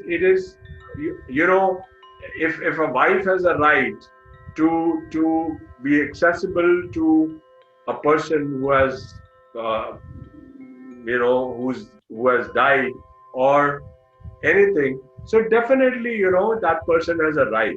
But what is being seen is that what was her conduct before such a mysterious death, etc., and then the views are out in public. But definitely if somebody is there now, there is a question about his friend Sanjay Singh, who was not in talking terms for about a year, and he was all present everywhere.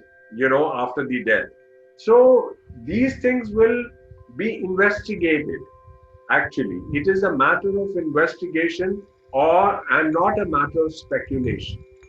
So no lawyer would be able to answer as to whether they had a right to be present there or whether they don't have the right to be present there. So that would be based on what are the facts, what are the circumstances, why they were there, what were the reason, why they were normally not there before the incident happened, before the person was in trouble. So all these things are a matter of inquiry and not a matter of speculation. So I would then like to, also talk about what is the law, what is the right of fair trial under the Indian Constitution.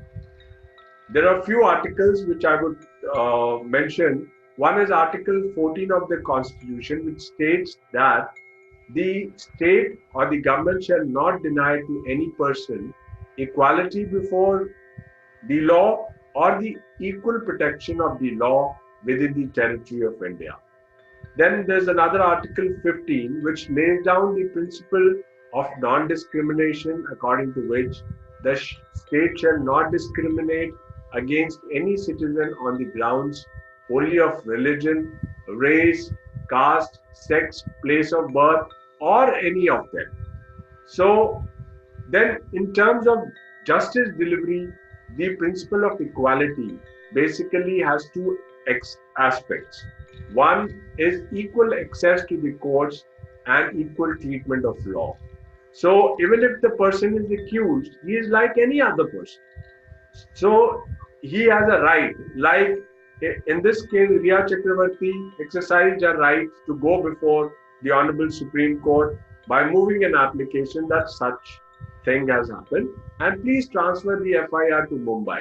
Secondly, she had also made an application before the Supreme Court that a media trial is going on and the protection must be given to her. So that was another application. So these are the rights which Riya Chakravarti, as an accused for the time being, has exercised, and the court very fairly heard the parties concerned and has come to a conclusion, looking to the evidence, that a CBI inquiry is required in this case, and this must be investigated properly so that the truth comes out. So this is what the law is under the Constitution. Now there is a protection given to the accused in respect of conviction of offences, that is a privilege against self-incrimination. This is Article 20, Clause 3 of the Constitution, which protects the right of the accused to remain silent by providing that no person accused of any offense shall be compelled to be a witness against himself. Now, if we talk of the investigation, the first thing after lodging of an FIR, the police take statements of the people under Section 161(2) of the Criminal Procedure Code. 61. Now, under 161(2), it provides that an accused is not bound to answer all questions. Accused is bound to answer all questions of state officially truthfully, except questions